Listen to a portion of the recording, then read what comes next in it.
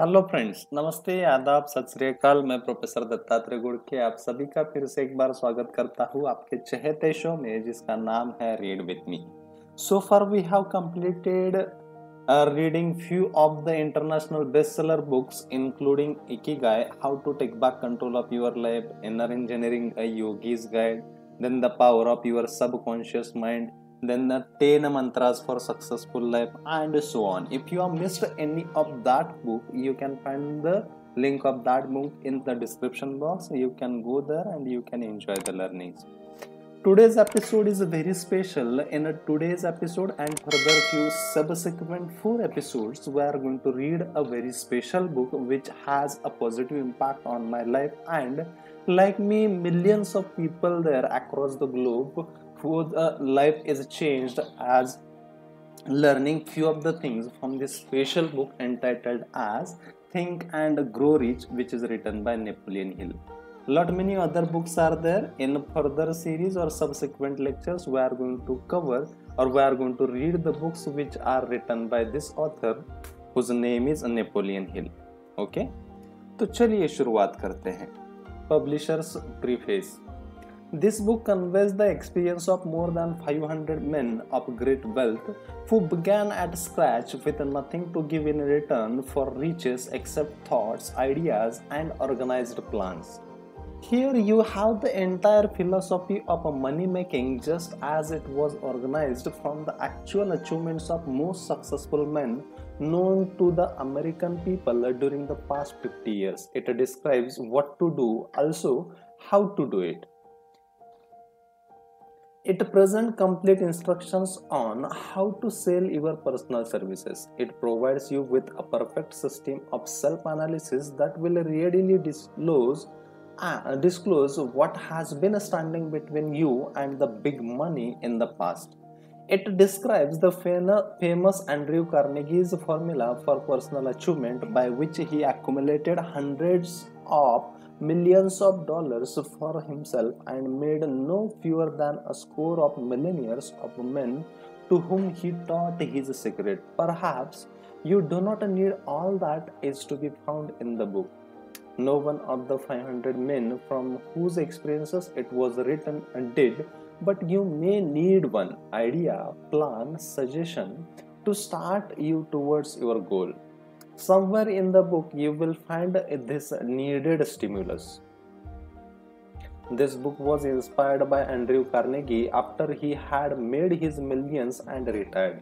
It was written by the man to whom Carnegie disclosed the astounding secret of his riches, the same man to whom the 500 wealthy men revealed the source of their riches.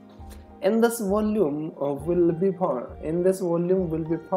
the 13 principles of money making essential to every person who accumulates sufficient money to guarantee financial independence. It is estimated that the research which went into the preparation before the book was written or could be written, research covering more than 25 years of continuous effort, could not be duplicated at a cost of less than $1 lakh. Moreover, the knowledge contained in the book never can be duplicated at any cost for the reason that more than half of the 500 men who supplied the information it brings have passed on. Riches cannot always be measured in money. This I need to repeat for better understanding of all of us. Riches cannot always be measured in money. Money and material things are essential for freedom of body and mind, but there are some who will feel that the greatest of all riches can be evaluated only in terms of lasting friendships, harmonious family relationships, sympathy and understanding between business associates, and introspective harmony which brings one peace of mind measurable only in spiritual values. All who read, understand and apply this philosophy will be better prepared to attract and enjoy these higher states which always have been and always will be denied to all except those who are ready for them. Be prepared, therefore, when you expose yourself how the influence of this philosophy to experience a changed life, which may help you not only to negotiate your way through life with harmony and understanding, but also to prepare you for accumulation of material riches in abundance. The publisher. Author's preface. In every chapter of this book, mention has been made of a money-making secret which has made fortune for more than 500 exceedingly wealthy men whom I have carefully analyzed over a long period of years.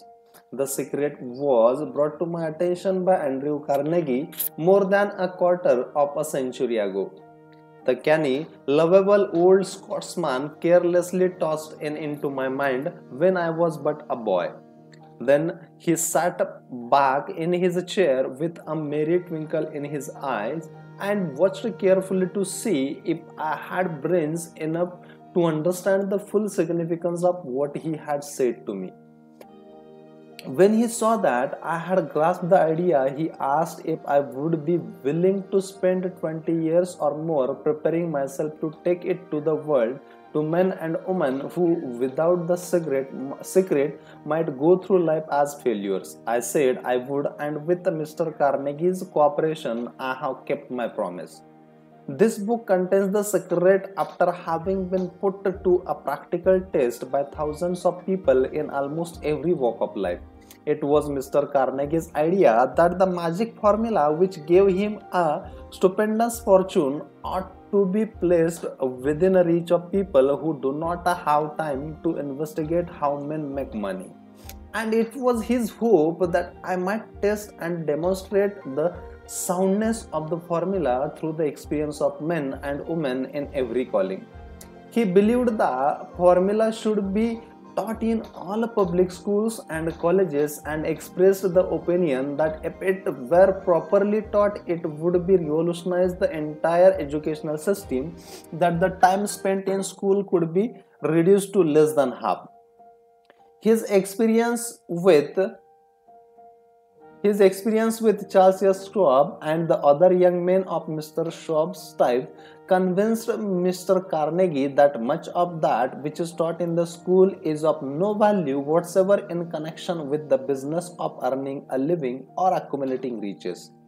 He had arrived at this decision because he had taken into his business one young man after another, many of them with but little schooling, and by coaching them in the use of this formula developed in them a rare leadership.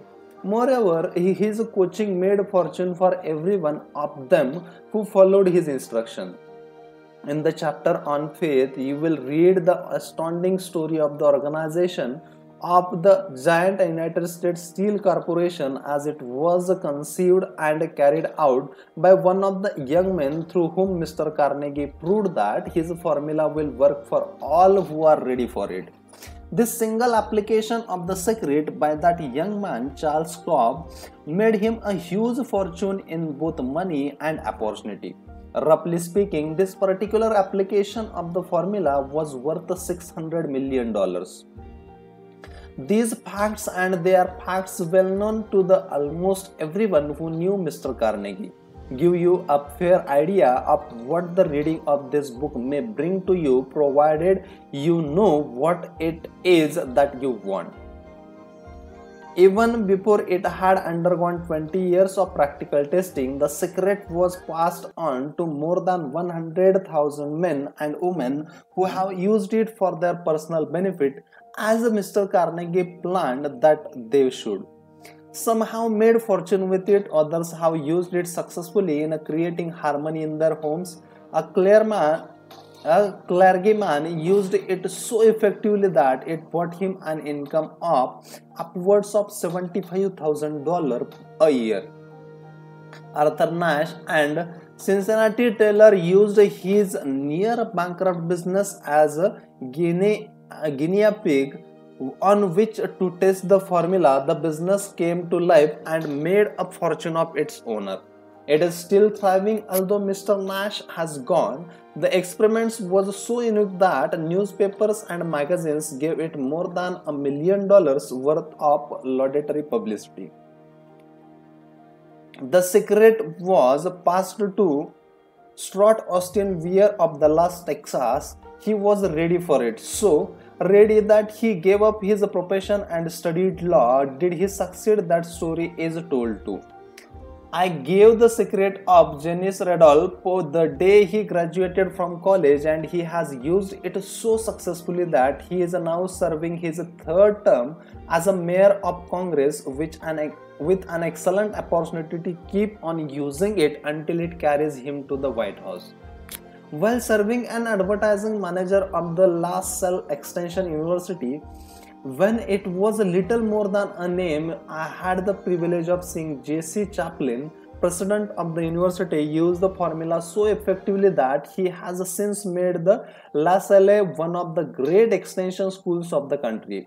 The secret to which I refer has been mentioned no fewer than 100 times throughout this book.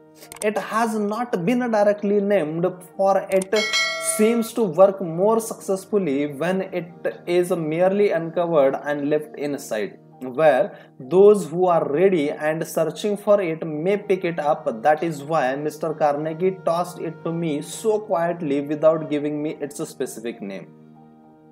If you are ready to put it to use, you will recognize this secret at least once in every chapter. I wish I might feel privileged to tell you how you will know if you are ready, but that would deprive you of much of the benefit you will receive when you make the discovery in your own way.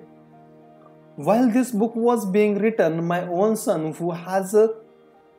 who was then finishing the last year of his college, picked up the manuscript of the chapter 2, read it, and discovered the secret for himself. He used the information so effectively that he went directly into a responsible position at the beginning, salary greater than the average man ever earns. His story has been briefly described in chapter 2. When you read it, perhaps you will dismiss any feeling you may have had at the beginning of the book that it promised too much.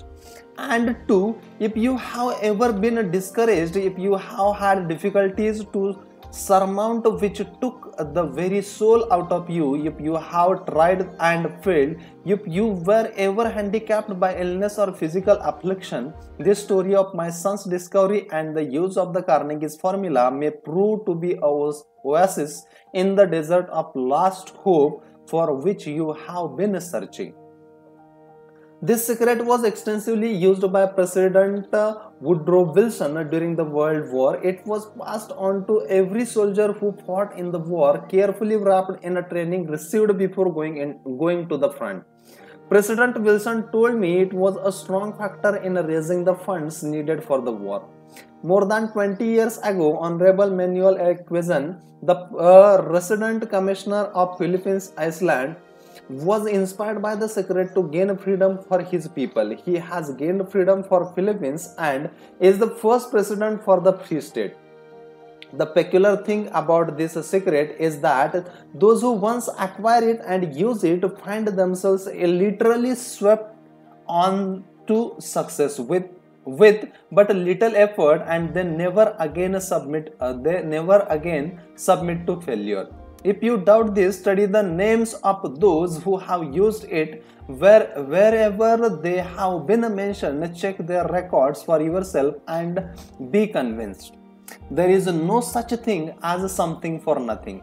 The secret to which I refer cannot be had without a price, although the price is far less than its value. It cannot be had at any price by those who are intentionally searching, those who are not intentionally searching for it. It cannot be given away, it cannot be purchased for money, for the reason that it comes into two parts. One part is already in possession of those who are ready for it. The secret serves equally well all who are ready for it. Education has nothing to do with it. Long before I was born, the secret had found its way into possession of Thomas A. Edison, and he used it so intelligently that he became the world's leading inventor, although he had but 3 months of schooling. The secret was passed on to the business associate of Mr. Edison, he used it so effectively that although he was then making only $12,000 a year, he accumulated a great fortune and retired from the active business while still a young man. You will find his story at the beginning of the first chapter. I should convince you that riches are not beyond your reach, that you can still be what you wish to be, that money, fame, recognition, and happiness can be had by all who are ready and determined to have these blessings. How do I know these things? You should have the answer before you finish this book. You may find it in the very first chapter or on the last page. While I was performing the 20 years task of research which I had undertaken at Mr. Carnegie's request, I analyzed hundreds of well-known men, many of whom admitted that they had accumulated their vast fortune through the aid of Carnegie's secret. Among these men are from Henry Ford to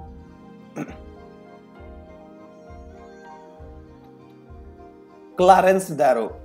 These names represent but a small fraction of the hundreds of well-known Americans whose achievements, financially and otherwise, prove that those who understand and apply the Carnegie's secret reach high stations in life.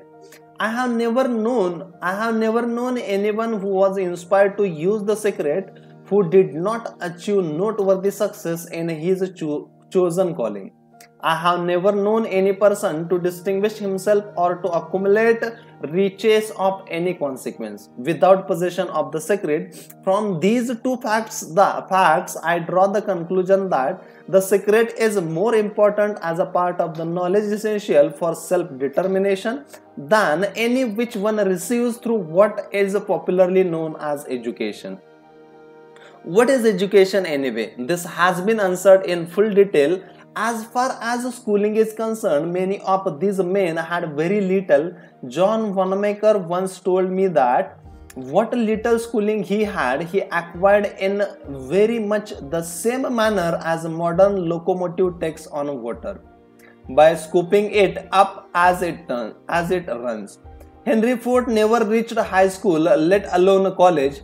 I am not attempting to minimize the value of schooling, but I am trying to express my earnest belief that those who master and apply the secret will reach high stations, accumulates riches, and bargains with life on their own terms, even if their schooling has been meager.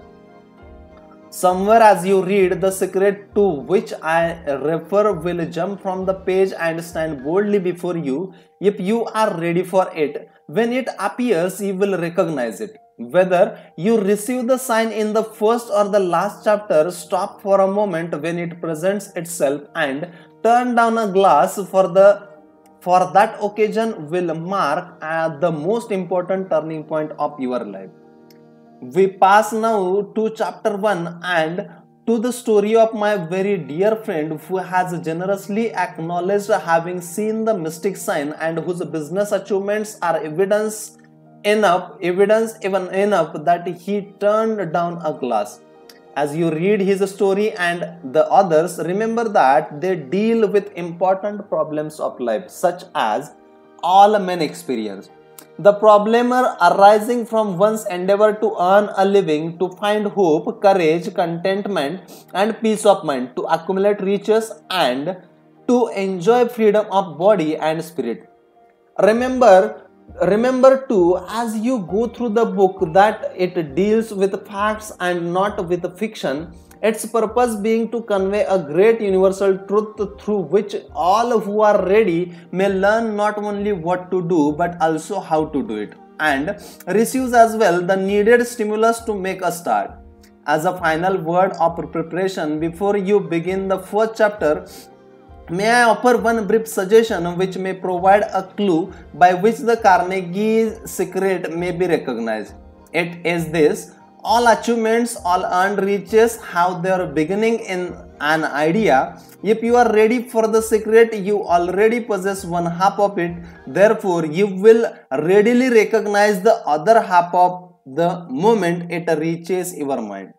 Let us start with chapter number 1, Introduction. The man who thought his way into partnership with Thomas A. Edison.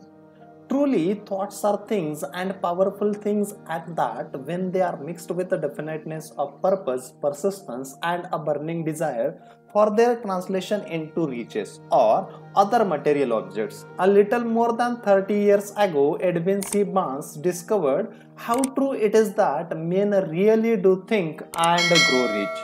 His discovery did not come about at one sitting.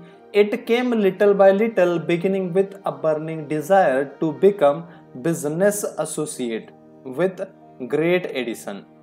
One of the chief characteristics of Barnes' desire was that it was definite. He wanted to work with Edison, not for him.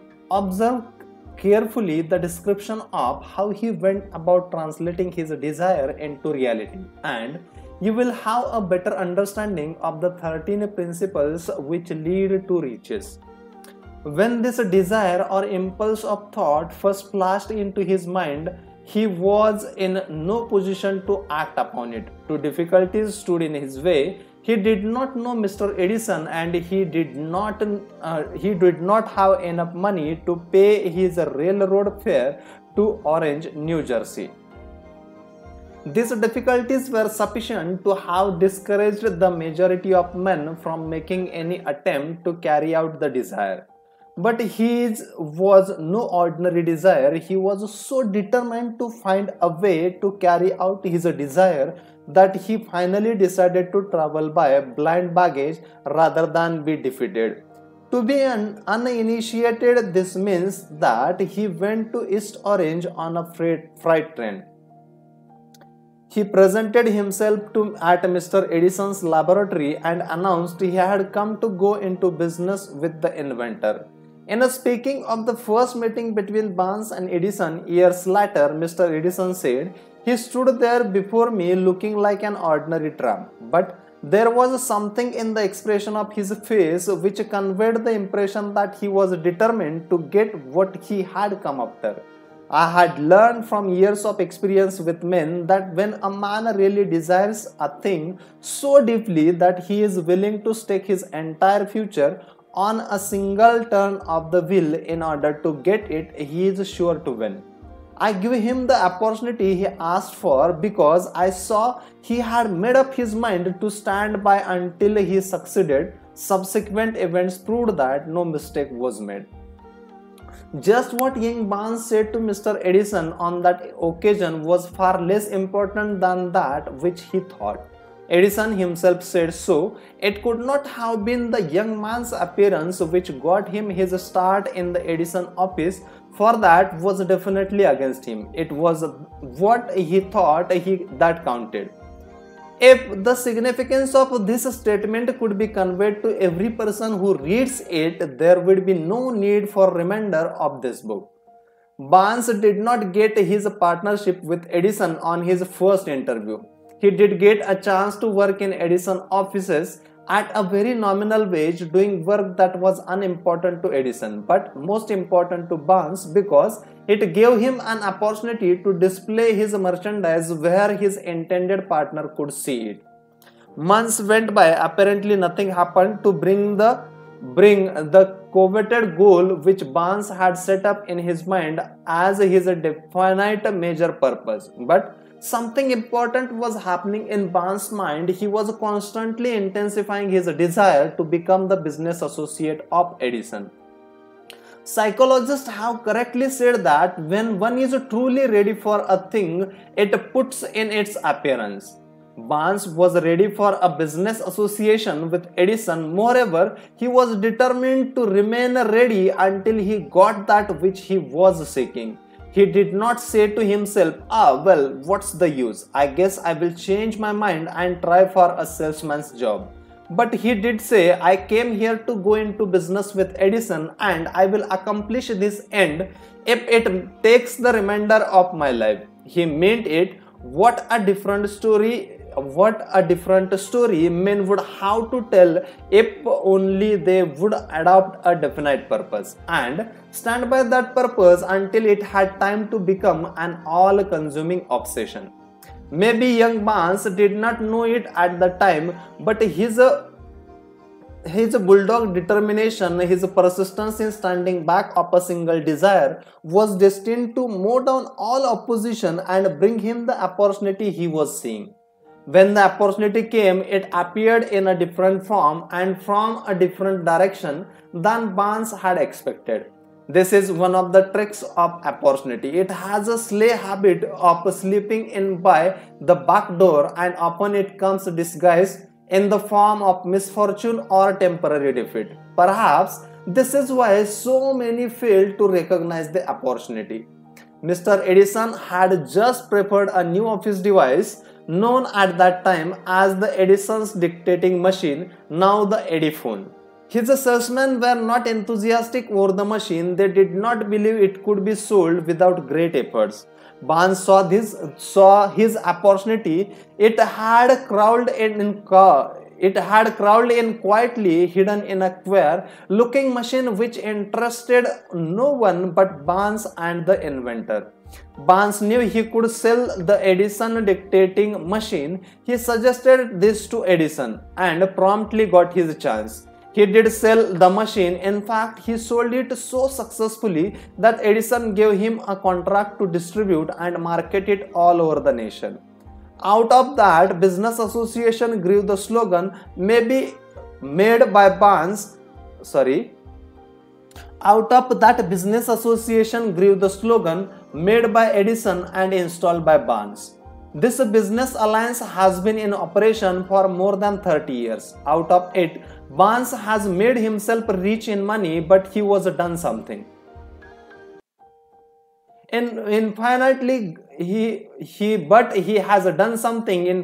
greater. He has proved that one really may think and grow rich. How much actual cash that original desire of Barnes has been worth to him, I have no way of knowing. Perhaps it has brought him $2 or $3 million, but the amount, whatever it is, becomes insignificant when compared with the greater asset he acquired in the form of definite knowledge that an intangible impulse of thought can be transmuted into its physical counterpart by the application of known principles.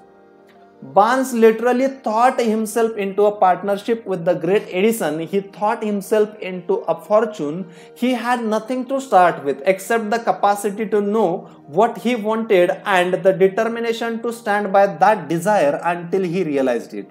He had no money to begin with. He had but little education. He had no influence, but he had initiative, faith, and the will to win. With these intangible forces, he made himself number one man with the greatest inventor who ever lived. Now let us look at a different situation and study a man who had plenty of tangible evidences of riches but lost it because he stopped 3 feet short of the goal he was seeking. 3 feet from the goal. One of most common causes of failure is that habit of quitting when one is overtaken by temporary defeat. Every person is guilty of this mistake at one time or another. An uncle of R.U. Darby was caught by the gold fever in the gold rush days and went west to dig and grow rich.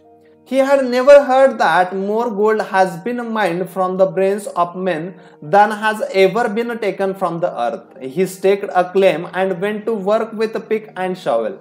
The going was hard, but his lust for gold was definite. After works of labor, he was rewarded by the discovery of shining ore. He needed machinery to bring the ore to the surface. Quietly, he covered up the mine, retraced his footsteps to his home in Williamsburg, Maryland, told his relative and a few neighbors of the strike. They got together money for the needed machinery, had it shipped.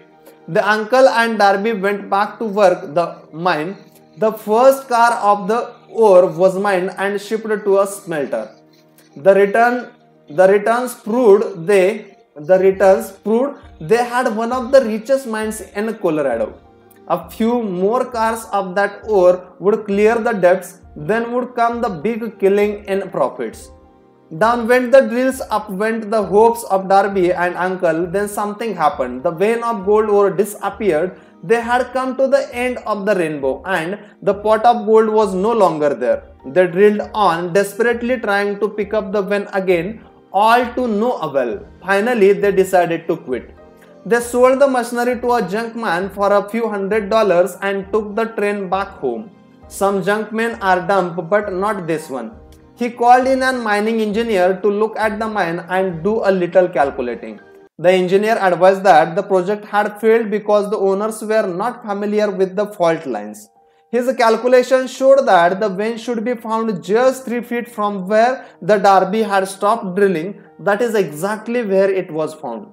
The junkman took millions of dollars in ore from the mine because he knew enough to seek expert counsel before giving up. Most of the money which went into machinery was produced through the efforts of R.U. Darby, who was then a very young man. The money came from his relatives and neighbors because of their faith in him. He paid back every dollar of it, although he was years in doing so. Long afterwards, Mr. Darby recouped his loss many times over when he made the discovery that desire can be transmitted into gold. The discovery came after he went into the business of selling life insurance. Remembering that he lost a huge fortune because he stopped 3 feet from gold, Darby profited by the experience in his chosen work by the simple method of saying to himself, I stopped 3 feet from gold, but I will never stop because men say no when I ask them to buy insurance. Darby is one of the small group of fewer than 50 men who sell more than $1 million in life insurance annually.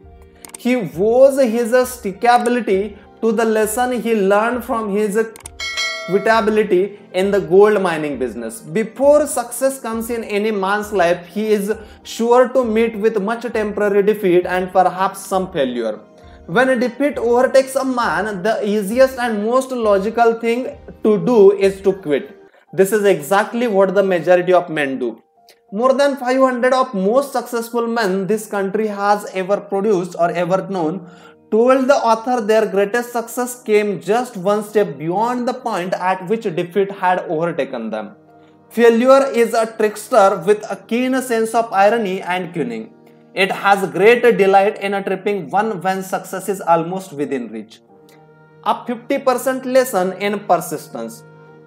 Shortly after Mr. Darby received his degree from the University of Hard Knocks and had decided to profit by his experience in the gold mining business, he had the good fortune to be present on an occasion that proved to him no does not necessarily mean no. One afternoon, he was helping his uncle grind wheat in an old-fashioned mill. The uncle operated a large farm on which a number of colored sharecrop farmers lived. Quietly, the door was opened and a small colored child, the daughter of a tenant, walked in and took her place near the door.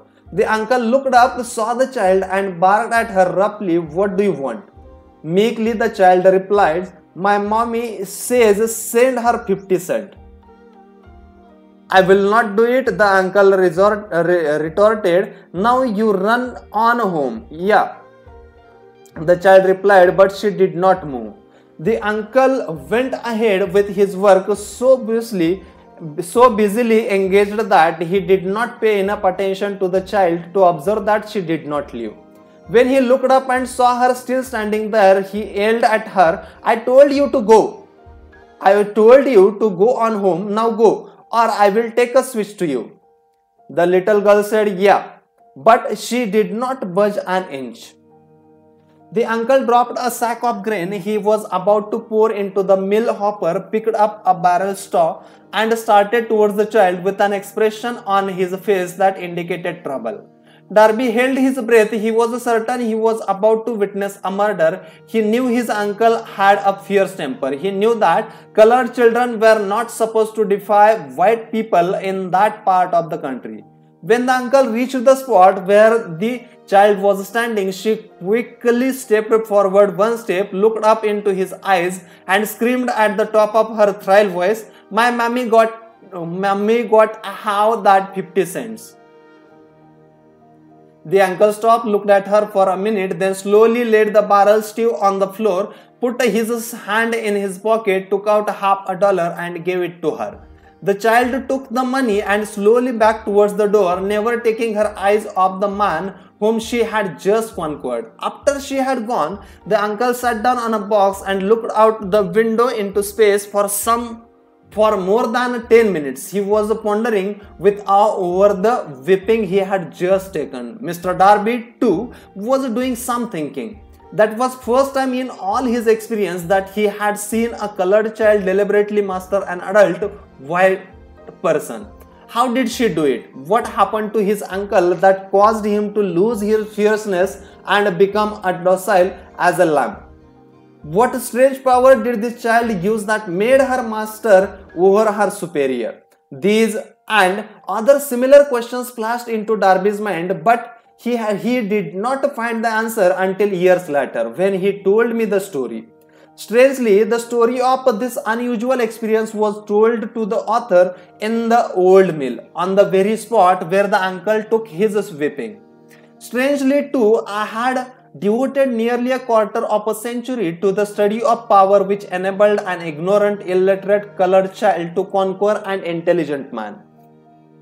As we stood there in that musty old mill, Mr. Darby repeated the story of the unusual conquest and finished by asking, "What can you make of it? What strange power did that child use that so completely wiped my uncle?"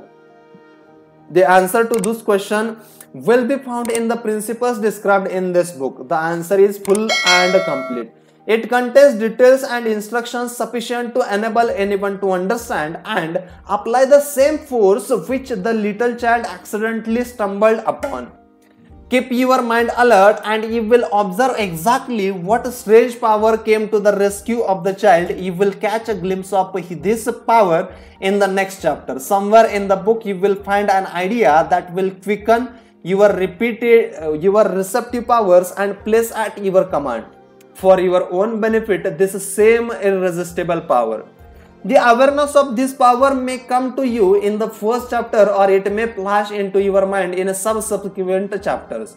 It may come in the form of a single idea, or it may come in the nature of a plan or a purpose. Again, it may cause you to go back into your past experience of failure or defeat and bring to the surface some lesson by which you can regain all that you lost through defeat. After I had described to Mr. Darby the power of unwittingly used by the little colored child, he quickly retraced his 30 years of experience as a life insurance salesman and frankly acknowledged that his success in the field was due in no small degree to the lesson he had learned from the child. Mr. Darby pointed out every time a prospector tried to bow me out without buying, I saw that child standing there in the old mill, her big eyes glaring in the defiance, and I said to myself, I have got to make this sale. The better portion of all sales I have made were made after people had said no. He recalled too his mistake in having stopped only 3 feet from the goal, but he said that experience was a blessing in disguise. It taught me to keep on keeping on, no matter how hard the going may be, a lesson I needed to learn before I could succeed in anything. This story of Mr. Darby and his uncle, the colored child and the gold mine, doubtless will be read by hundreds of men who make their living by selling life insurance, and to all of these, the author wishes to offer the suggestion that Darby owes to these to experience his ability to sell more than $1 million of life insurance every year. Life is strange and often imponderable. Both the successes and the failures have their roots in simple experiences. Mr. Darby's experiences were commonplace and simple enough, yet they held the answer to his destiny in life. Therefore, they were as important to him as life itself. He profited by these two dramatic experiences because he analyzed them and found the lessons they taught. But what of the man who has neither the time nor the inclination to study failures in search of knowledge that may lead to success? Where and how is he to learn the art of converting defeat into stepping stone to opportunity? In the answer to these questions, this book was written. The answer called for a description of 13 principles, but remember, as you read the answer, you may be seeking to the questions which have caused you to ponder over. Strangeness of life may be found in your own mind through some idea, plan, or purpose which may spring into your mind as you read. One sound idea is all that one needs to achieve success. The principles described in this book contain the best and the most practical of all that is known concerning ways and means of creating useful ideas. Before we go any further in our approach to the description of these principles, we believe you are entitled to receive this important suggestion. When riches begin to come, they come so quickly in such great abundance that one wonders where they have been hiding during all those lean years. This is an astounding statement, and all the more so when we take into consideration the popular belief that riches come only to those who work hard and long. When you begin to think and grow rich, you will observe that riches begin with a state of mind, with a definiteness of purpose. With little or no hard work, you and every other person ought to be interested in knowing how to acquire that state of mind which will attract riches. I spent 25 years in research analyzing more than 25,000 people because I too wanted to know how wealthy men become that way. Without that research, this book could not have been written. Here, take notice of a very significant truth, which are the business depression started in 1929 and continued on to an all-time record of destruction until sometime after President Roosevelt entered office. Then the depression began to fade into nothingness, just as an electrician in a theater raises the light so gradually that darkness is transmuted into light before you realize it. So did the spell of fear in the minds of people gradually fade away and become faith. Observe very closely. As soon as you master the principles of this philosophy and begin to follow the instructions for applying those principles, your financial status will begin to improve, and everything you touch will be to transmute itself into an asset for your benefit. Impossible? Not at all. One of the main weaknesses of mankind is the average man's familiarity with the word impossible. He knows all the rules which will not work. He knows all the things which cannot be done. This book was written for those who seek the rules which have made others successful and are willing to stake everything on those rules. A great many years ago, I purchased a fine dictionary. The first thing I did with it was to turn the word impossible and neatly clip it out of the book. That would not be an unwise thing for you to do. Success comes to those who becomes success conscious. Failures comes to those who indifferently allow themselves to become failure conscious. The object of this book is to help all who seek it to learn the art of changing their minds from failure consciousness to success consciousness. Another weakness found in altogether too many people is the habit of measuring everything and everyone by their own impressions and beliefs. Some who will read this will believe that no one can think and grow rich. They cannot think in terms of riches because their thought habits have been steeped in poverty, want, misery, failures, and defeat. These unfortunate people remind men of a prominent Chinese who came to America to be educated in American ways. He attended the University of Chicago. One day, President Harper met his young Oriental on the campus, stopped to chat with him for a few minutes, and asked what had impressed him as being the most noticeable characteristics of the American people. "Why," the Chinaman exclaimed, "the quicker slant of your eyes are of slant." What do we say about the Chinese? We refuse to believe that which we do not understand. We foolishly believe that our own limitations are the proper measures of limitations. Sure, The other fellow's eyes are upslant because they are not the same as your own. Millions of people look at the achievements of Henry Ford after he has arrived and envy him because of his good fortune or luck or genius or whatever it is that they credit for Ford's fortune. Perhaps one person in every 100,000 knows the secret of Ford's success, and those who do know are too modest or too reluctant to speak of it because of its simplicity. A simple transaction will illustrate the secret perfectly. A few years back, Ford decided to produce his now famous V8 motor. He chose to build an engine with the entire 8-cylinder cast in one block and instructed his engineers to produce a design for the engine. The design was placed on paper, but the engineers agreed to a man that it was simply impossible to cast an 8-cylinder gas engine block in one piece.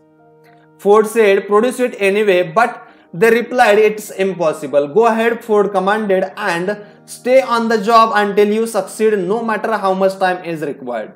The engineers went ahead. There was nothing else for them to do. If they were to remain on the Ford staff, 6 months went by, nothing happened. Another 6 months passed and still nothing happened. The engineers tried every conceivable plan to carry out the orders, but things seemed out of a question impossible.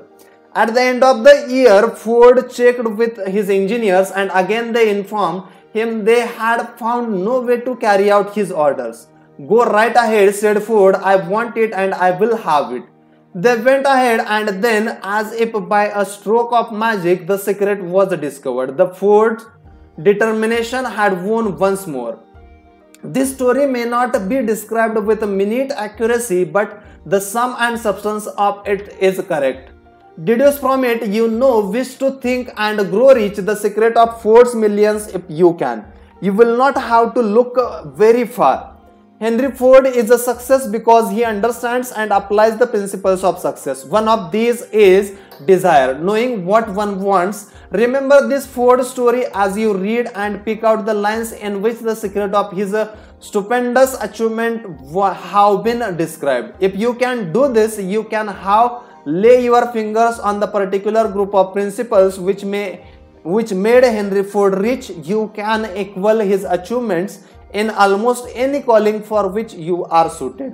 You are the master of your faith, the captain of your soul. I need to repeat this. You are the master of your fate and the captain of your soul, because when Henley wrote the prophetic lines, "I am the master of my fate, I am the captain of my soul," he should have informed us that we are the masters of our fate, the captains of our soul, because we have power to control our thoughts. He should have told us that the ether in which this little earth floats, in which we move and have our beings, is a form of energy moving at an unconceivable high rate of vibration, and that the ether is filled with a form of universal power which adapts itself to the nature of the thoughts we hold in our minds and influence us in natural ways to transmute our thoughts into their physical equivalent.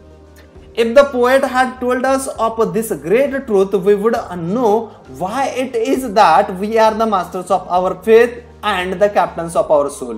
He should have told us with a great emphasis that this power makes no attempt to discriminate between destructive thoughts and constructive thoughts, that it will urge us to translate into physical reality thoughts of poverty just as quickly as it will influence us to act upon thoughts of riches.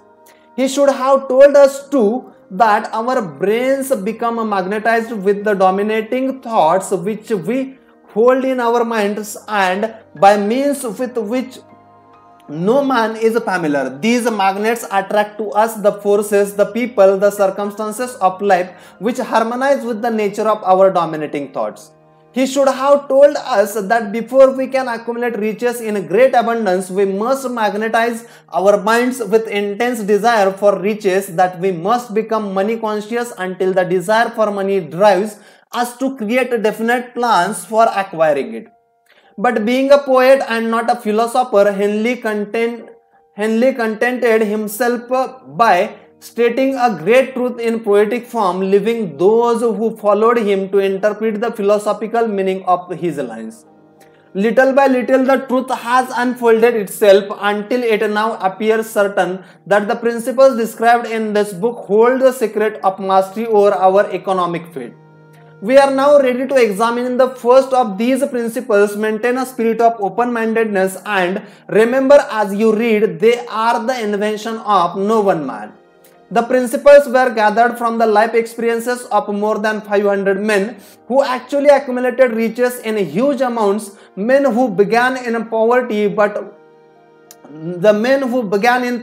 with but little education, without influence. The principles work for these men. You can put them to work for your own enduring benefit. You will find it easy, not hard to do. Before you read the next chapter, I want you to know that it conveys a factual information which might easily change your entire financial destiny, as it has so definitely brought changes of stupendous proportions to two people described. I want you to know also that the relationship between these two men and myself is such that I could have taken no liberties with the facts even if I had wished to do so. One of them has been my closest personal friend for almost 25 years and the other is my own son. The unusual success of these two men, success which they generously accredit to the principle described in next chapter, more than justifies this personal reference as a means of emphasizing the far-flung power of this principle. Almost 15 years ago, I delivered the commencement address at the Salem College, Salem, West Virginia. I emphasize the principle described in the next chapter with so much intensity that one of the members of the graduating class definitely appropriated it and made it a part of his own philosophy. The young man is now a member of Congress and an important factor in the present administration. Just before this book went to the publisher, he wrote me a letter in which he so clearly stated his opinion of the principles outlined in the next chapter that I have chosen to publish his letter as an introduction to that chapter. It gives you an idea of the reward to come. My dear Napoleon, my service as a member of Congress having given me an insight into the problems of men and women, I am writing to offer a suggestion which may become helpful to thousands of worthy people. With apologies, I must state that the suggestion, if acted upon, will mean several years of labor and responsibility for you, but I am enheartened to make the suggestion because I know your great love for rendering useful service. In 1922, you delivered the commencement address at Salem College where I was a member of the graduating class. In that address, you planted in my mind an idea which has been responsible for the opportunity I now have to serve the people of my state and will be responsible in a very large measure for whatever success I may have in the future. The suggestion I have in mind is that you put into a book the sum and substance of the address you delivered at Salem College, and in that way give the people of America an opportunity to profit by your many years of experience and association with the men who by their greatness have made America the richest nation on earth. I recall as a thought it were yesterday the marvelous description you gave of the method by which the Henry Ford, with but little schooling, without a dollar, with no influential friends, rose to great heights.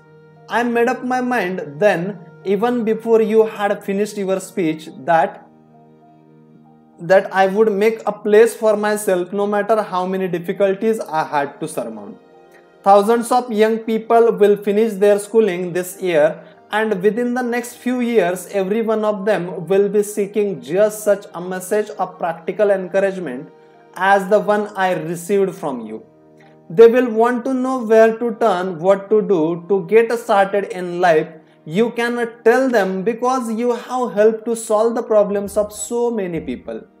If there is any possible way that you can afford to render so great a service, may I offer the suggestion that you included with every book one of your personal analysis chart in order that the purchaser of the book may have the benefit of a complete self-inventory, indicating, as you indicated to me years ago, exactly what is standing in the way of success. Such a service as this, providing the readers of your book with a complete, unbiased picture of their faults and their virtues, would mean to them the difference between success and failure. The service would be priceless. Millions of people are now facing the problem of staging a comeback because of the depression, and I speak from the personal experience when I say I know these earnest people would welcome the opportunity to tell you their problems and to receive your suggestion for the solution. You know the problems of those who face the necessity of beginning all over again. There are thousands of people in America today who would like to know how they can convert ideas into money, people who must start at scratch without finances and recoup their losses. If anyone can help them, you can.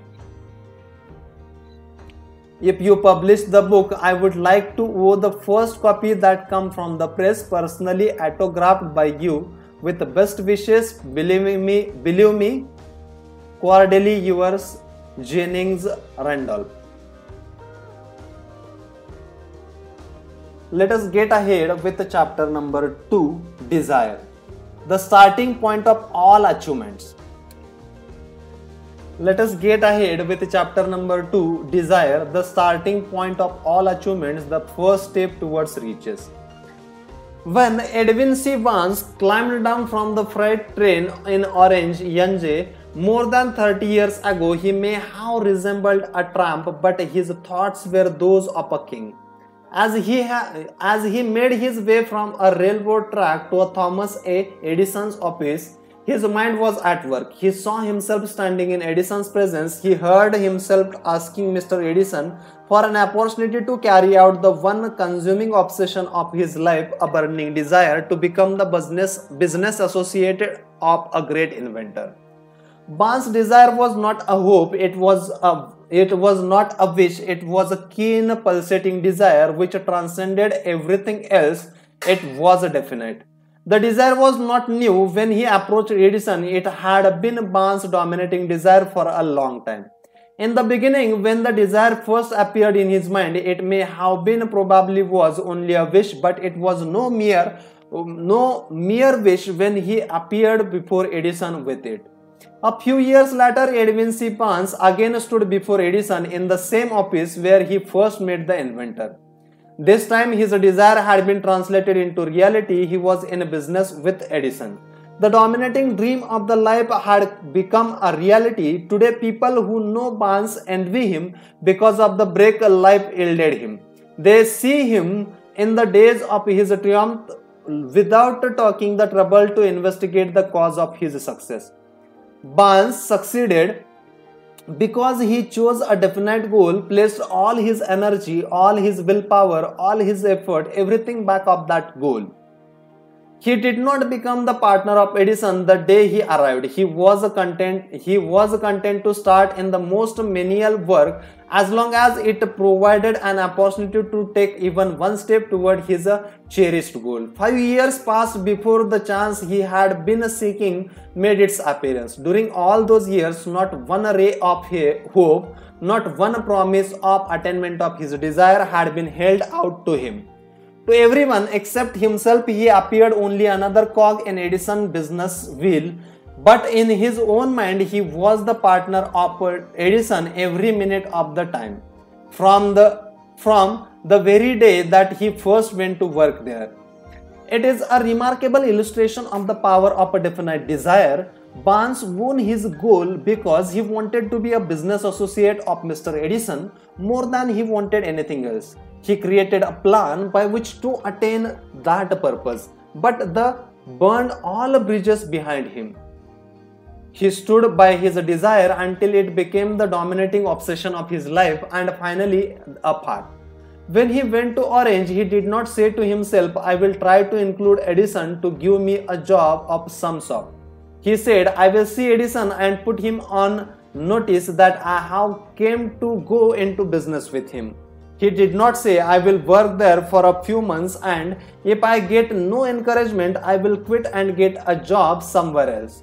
He did say, I will start anywhere, I will do anything Edison tells me to do, but before I am through, I will be his associate. He did not say, I will keep my eyes open for another opportunity in case I fail to get what I want in the Edison's organization. He said, there is but one thing in this world that I am determined to have, and that is a business association with Thomas A. Edison. I will burn all bridges behind me and stake my entire future on my ability to get what I want. He left himself no possible way of retreat. He had to win or perish. That is all there is to Barnes' story of success. A long while ago, a great warrior faced a situation which made it necessary for him to make a decision which ensured his success on the battlefield. He was about to send his armies against a powerful foe whose men outnumbered his own. He loaded his soldiers into boats,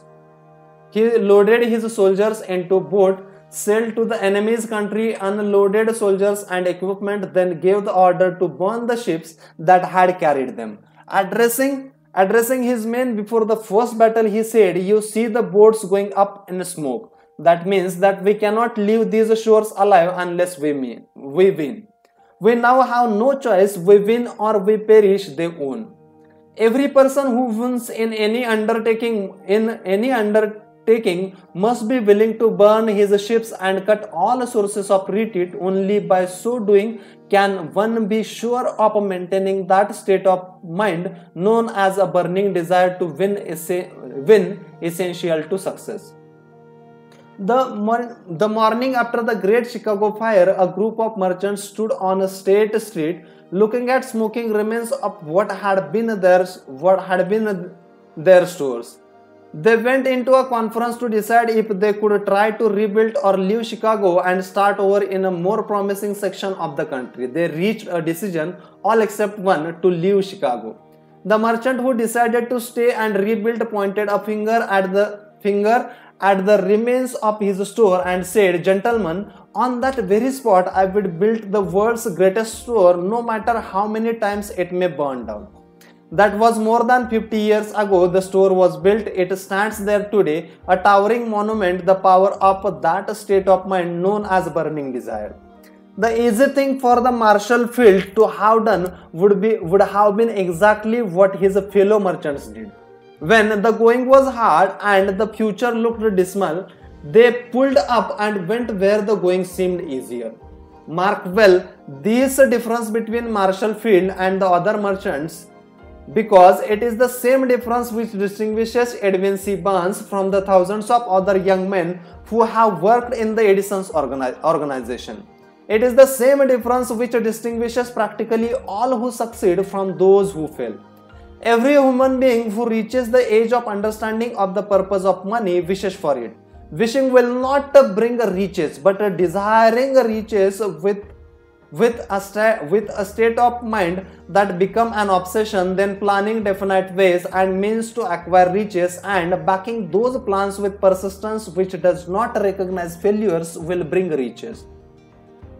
The method by which a desire for riches can be transmuted into its financial equivalent consists of 6 definite practical steps, which are, listen to me very carefully, the method by which the desire for riches can be transmuted into its financial equivalent consists of 6 definite practical steps, which are, first, fix in your mind the exact amount of money you desire. It is not sufficient merely to say, I want plenty of money. Be definite as to the amount. There is a psychological reason for definiteness which will be described in a subsequent chapter. Second step, determine exactly what you intend to give in return for money you desire. There is no such reality as something for nothing. Third, establish a definite date when you intend to possess the money you desire. Fourth, Create a definite plan for carrying out your desire and begin at once whether you are ready or not to put this plan into action. And fifth, write out a clear, concise statement of the amount of money you intended to acquire. Name the time limit for its acquisition. State what you intend to give in return for the money and describe clearly a plan through which you intend to accumulate it. And sixth, read your written statement aloud twice daily, once just before retiring at night and once after arising in the morning. As you read, see and feel and believe yourself already in possession of the money. Okay, I will repeat all 6 steps once again.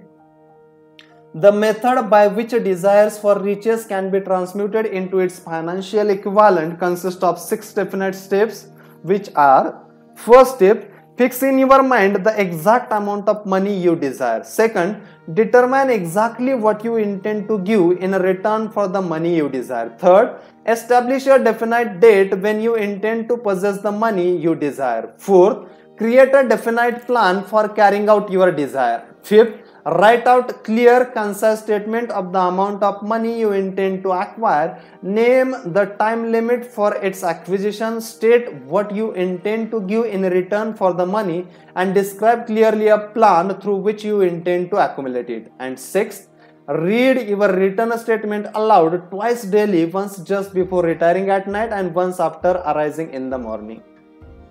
It is important that you follow the instructions described in these 6 steps. It is essentially important that you observe and follow the instructions in the 6th paragraph.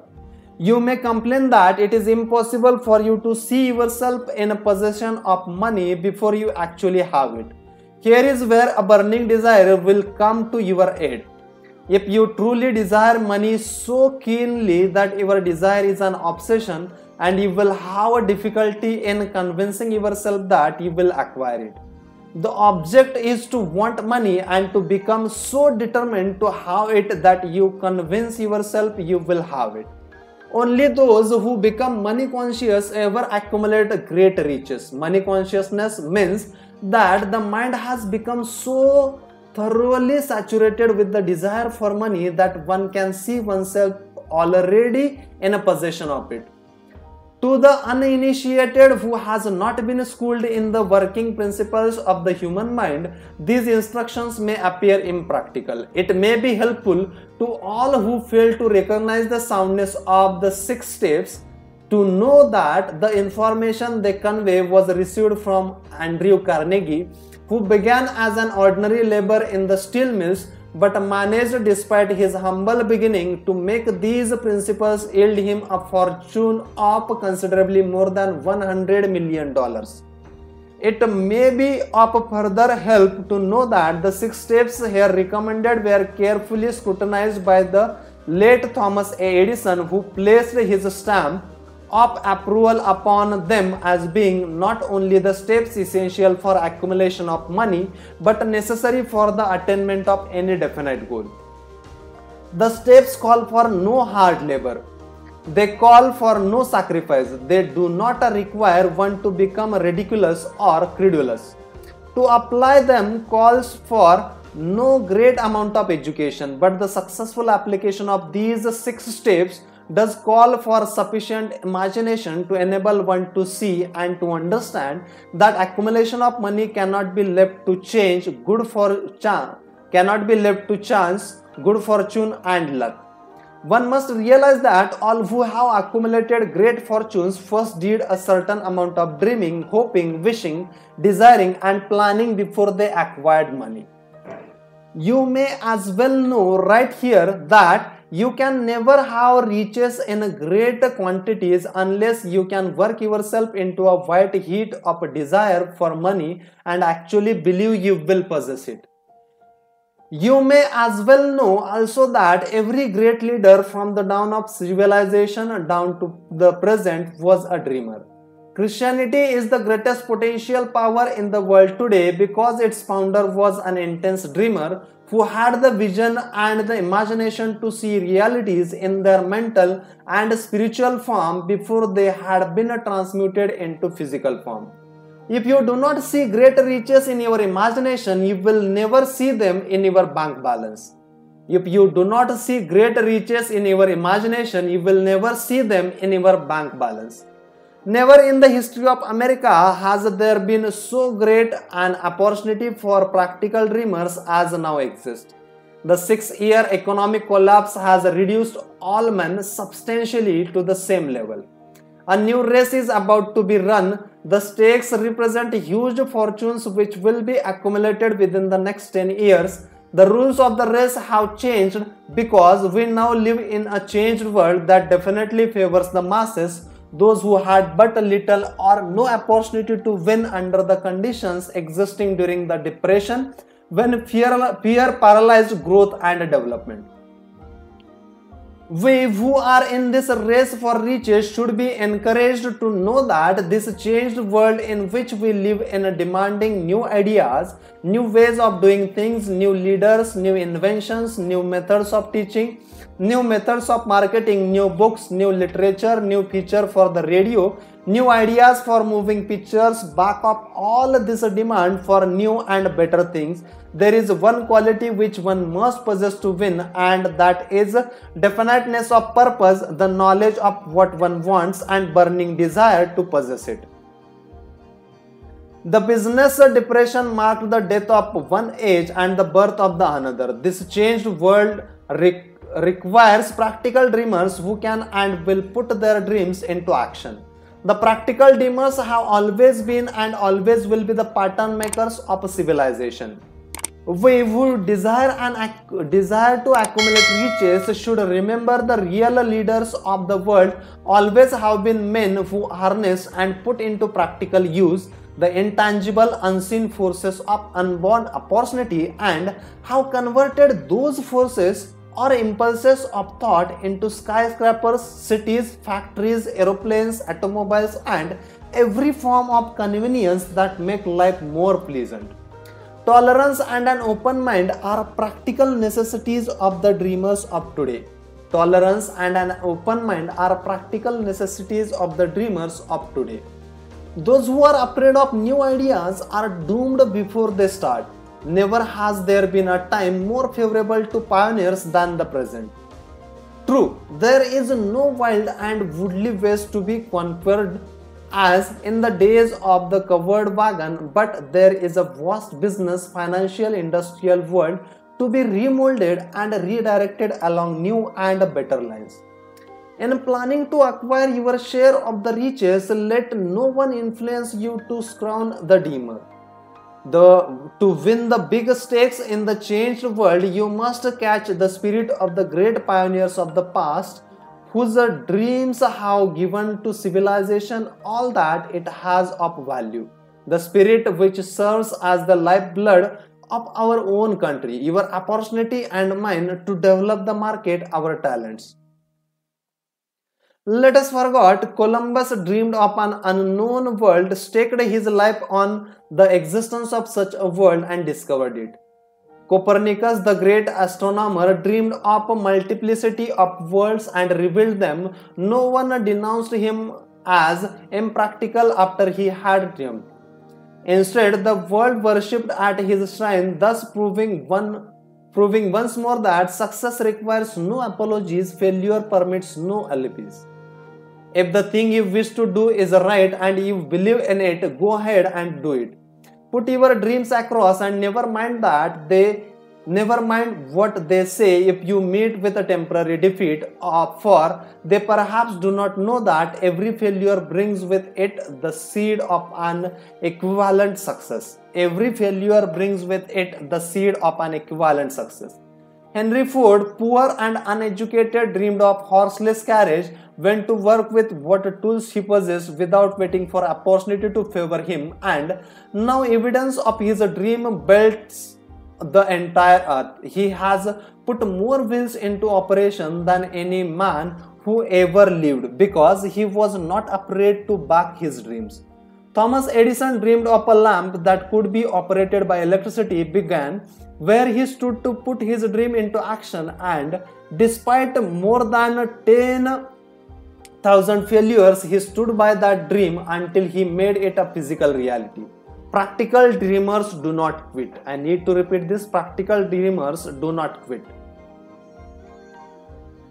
Whelan dreamed of a chain of cigar stores, transformed his dream into action, and now the United Cigar Stores occupy the best corners in America. Lincoln dreamed of freedom for the black slaves, put his dream into action, and barely missed living to see a united North and South translate his dream into reality. The Wright brothers dreamed of a machine that would fly through the air. No one may see evidence all over the world that they dreamed soundly.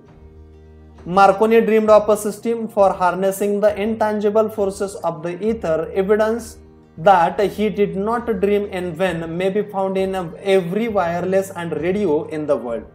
Moreover, Marconi's dream brought the humblest cabin and the most stately manor house side by side. It made the people of every nation on earth backdoor neighbors.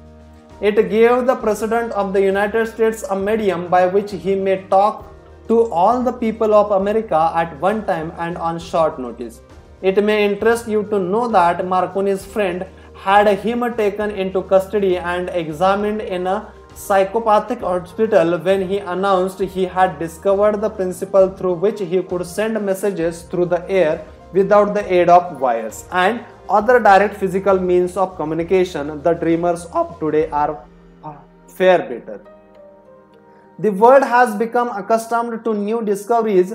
Nay, it has shown a willingness to reward the dreamer who gives the world a new idea. The greatest achievement was at first and for a time but a dream. The greatest achievement was at first and for a time but a dream. The oak sleeps in the acorn, the bird waits in the egg, and in the highest vision of soul, a waking angel stirs. Dreams are the seedlings of reality. Awake, arise, and assert yourself, you dreamers of the world. Your star is now in the ascendancy. The world depression brought the opportunity you have been waiting for. It taught people humanity, tolerance, and open-mindedness. The world is filled with an abundance of opportunity which the dreamers of the past never knew. A burning desire to be and to do is the starting point from which the dreamer must take up. Dreams are not born of indifferences, laziness, and lack of ambition. The world no longer scoffs at the dreamer nor calls him impractical. If you think it does, take a trip to Tennessee and witness what a dreamer president has done in the way of harnessing and using the great water power of America. A score of years ago, such a dream would have seemed like madness. You have been disappointed, you have undergone defeat during the depression, you have felt the great hurt within you crushed until it bled. Take courage, for these experiences have tempered the spiritual mental of which you are made. They are assets of incomparable value. Remember too that all who succeed in life gets off a bad start and pass through many heartbreaking struggles before they arrive. The turning point in the lives of those who succeed usually comes at the moment of some crisis through which they are introduced to their other selves. John Bunyan wrote The Pilgrim's Progress, which is among the finest of all English literature, after he had been confined in prison and sorely punished because of his views on the subject of religion. O. Henry discovered the genius which slept within his brain after he had met with a great misfortune and was confined in a prison cell in Columbus, Ohio. Being forced through misfortune to become acquainted with his other self and to use his imagination, he discovered himself to be a great author instead of a miserable criminal and outcast. Strange and varied are the ways of the life. Strange and varied are the ways of life, and stranger still are the ways of the infinite intelligence through which men are sometimes forced to undergo all sorts of punishment before discovering their own brains and their own capacity to create useful ideas through imagination. Einstein, the world's greatest inventor and scientist, was a tramp telegraph operator. He failed innumerable times before he was driven finally to the discovery of a genius which slept within his brain.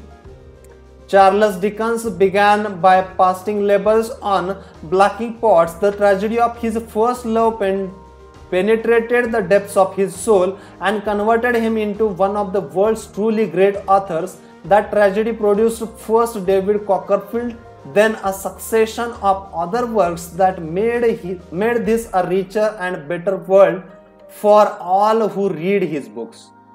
Disappointment over love affairs generally has the effect of driving men to drink and women to ruin, and this because most people never learn the art of transmuting their strongest emotion into dreams of an constructive nature. Helen Keller became deaf, dumb and blind shortly after birth. Despite her greatest misfortune, she had written her name indelibly in the pages of history of the great. Her entire life has served as evidence that no one ever is defeated until defeat has been accepted as a reality. No one ever is defeated until defeat has been accepted as a reality. Robert Burns was an illiterate country lad. He has cursed by poverty and grew up to be a drunkard in the bargain. The world was made better for his having lived because he clothed beautiful thoughts in poetry and thereby plucked a thorn and planted a rose in its place. Booker T. Washington was born in slavery, handicapped by race and color. Because he was tolerant, had an open mind at all times on all subjects and was a dreamer, he left his impress for good on an entire race. Beethoven was deaf, Milton was blind, but their names will last as long as time endures because they dreamed and translated their dreams into organized thought. Before passing to the next chapter, kindle anew in your mind the fire of hope, faith, courage and tolerance.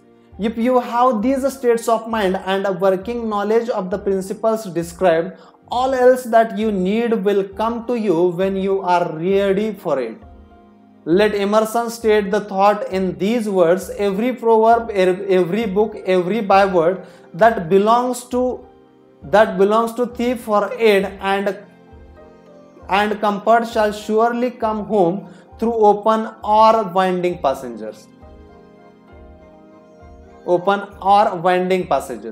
Every friend whom not thy fantastic will, but the great and tender soul in the thick cravat shall lock thee in his embrace. There is a difference between wishing for a thing and being ready to receive it. No one is ready for a thing until he believes he can acquire it. The state of mind must be belief, not mere hope or wish. Open-mindedness is essential for belief. Closed minds do not inspire faith, courage, and belief. Remember, no more effort is required to aim high in life, to demand abundance and prosperity, than is required to accept misery and poverty.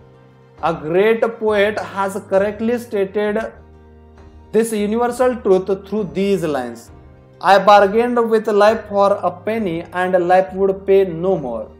However, I begged at evening when I counted my scanty store. For life is a just employer, he gives you what you ask, but once you have set the wages, why you must bear the task. I worked for a manual hire only to learn dismayed that any wage I had asked of life, life would have willingly paid. Desire outwits Mother Nature. As a fitting climax to this chapter, I wish to introduce one of the most unusual person I have ever known. I first saw him 24 years ago, a few minutes after he was born. He came into the world without any physical sign of years, and the doctor admitted when pressed for an opinion that the child might be deaf and mute for life. I challenged the doctor's opinion. I had the right to do so. I was the child's father. I too reached a decision and rendered an opinion, but I expressed the opinion silently in the secrecy of my own heart. I decided that my son would hear and speak. Nature could send me a child without ears, but nature could not induce me to accept the reality of the affliction. In my own mind, I knew that my son would hear and speak. How? I was sure there must be a way, and I knew I will find it. I thought of the words of the immortal Emerson: the whole course of things goes to teach us faith, we need only obey. There is a guidance for each of us, and by lowly listening, and we shall hear the right word. The right word, desire. More than anything else, I desire that my son should not be a deep mute. For that desire I never receded, not for a second. Many years previously, I had written, our only limitation are those we set up in our own minds. For the first time, I wondered if that statement were true. Lying on the bed in front of me was a newly born child without the natural equipment of hearing. Even though he might hear and speak, he was obviously disfigured for life. Surely, this was a limitation which that child had not set up in his own mind.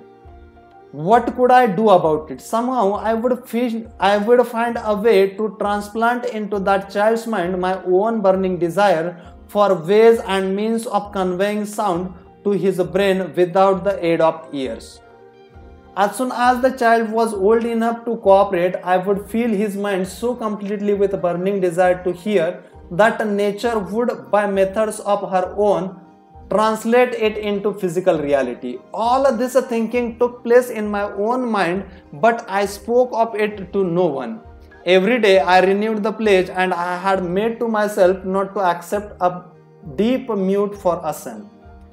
As he grew older and began to take notice of things around him, he observed that he had a slight degree of hearing. When he reached the age when children usually begin talking, he made no attempt to speak, but we could tell by his actions that he could hear certain sounds slightly. That was all I wanted to know. I was convinced that if he could hear even slightly, he might develop still greater hearing capacity. Then something happened which gave me hope. I came from an entirely unexpected source. We bought a Victrola. When the child heard the music for the first time, he went into ecstasies and promptly appropriated the machine. He soon showed a preference for certain records. Among them, It's a Long Way to Tipperary. On one occasion, he played that piece over and over for almost 2 hours, standing in front of the Victrola with his teeth clamped on the edge of the case. The significance of this self-formed habit of his did not become clear to us until years afterwards, for we had never heard the principle of bone conduction of sound at that time. Shortly after he appropriated the Victrola, I discovered that he could hear me quite clearly when I speak with my lips touching his mustard bone or at the base of the brain. These discoveries placed in my possession the necessary media by which I began to translate into reality my burning desire to help my son develop hearing and speech. By that time, he was making stops at speaking certain words. The outlook was far from encouraging, but desire backed by faith knows no such word as impossible. Having determined that he could hear the sound of my voice plainly, I began immediately to transmit to his mind the desire to hear and speak.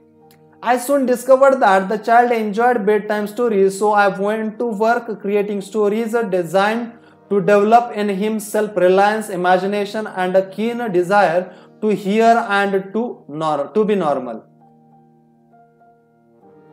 There was one story in particular which I emphasized by giving it some new and dramatic coloring each time it was told.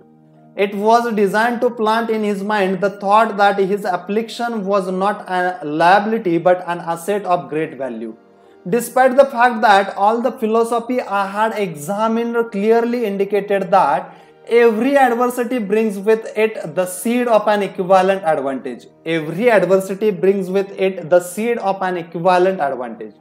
I must confess that I had not the slightest idea how this affliction could ever become an asset. However, I continued my practice of wrapping that philosophy in bedtime stories, hoping the time would come when he would find some plan by which his handicap could be made to serve some useful purpose.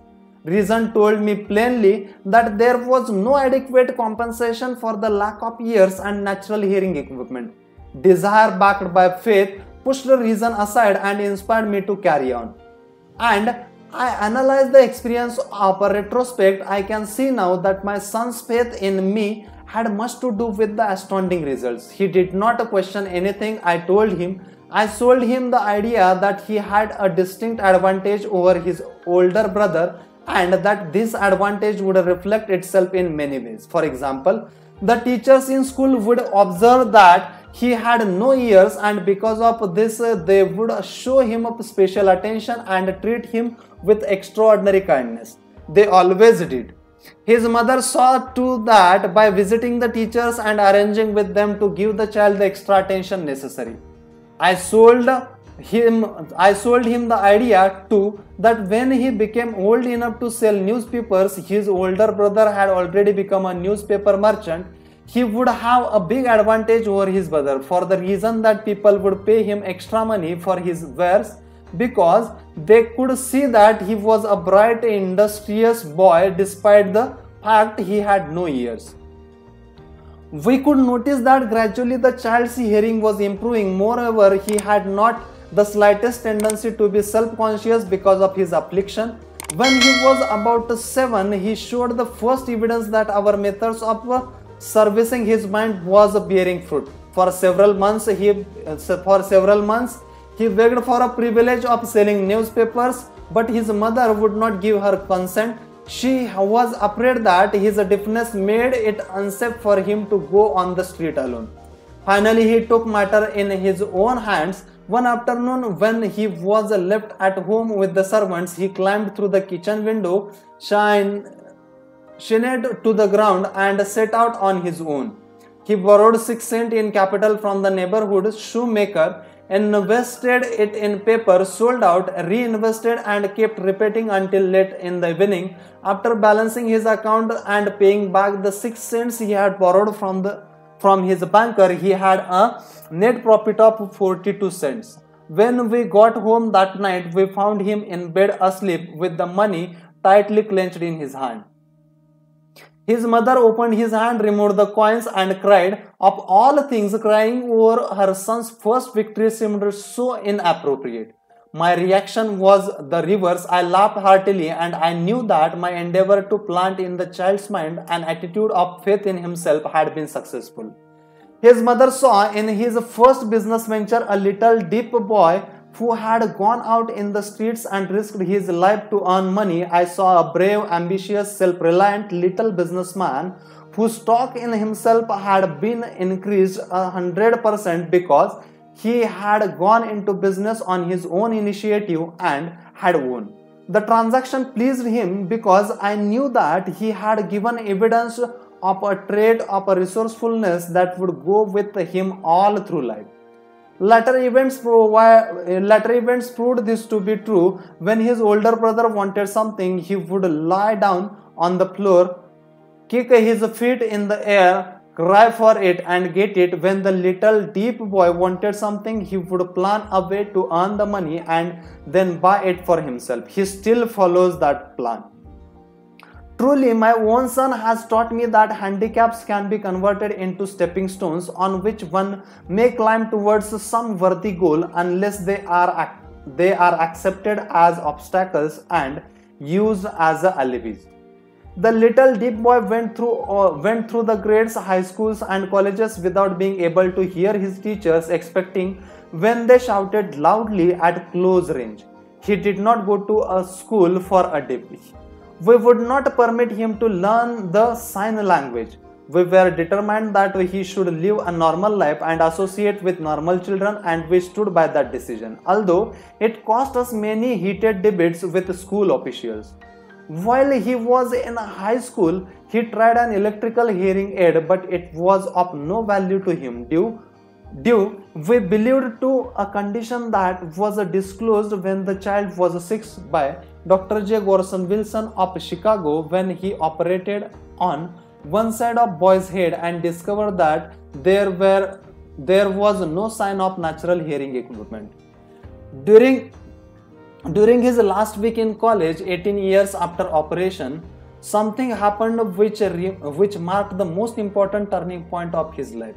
Through what seemed to be mere chance, he came into possession of another electrical hearing device which was sent to him on trial. He was slow about testing it due to his disappointment with a similar device. Finally, he picked the instrument up and more or less carelessly placed it on his head, hooked up the battery, and lo, as if by a stroke of magic, his lifelong desire for normal hearing became a reality. For the first time in his life, he heard practically as well as any person with a normal hearing. God moves in mysterious ways, his wonders to perform. Overjoyed because of the changed world which had been brought to him through his hearing device, he rushed to a telephone, called his mother, and heard her voice perfectly.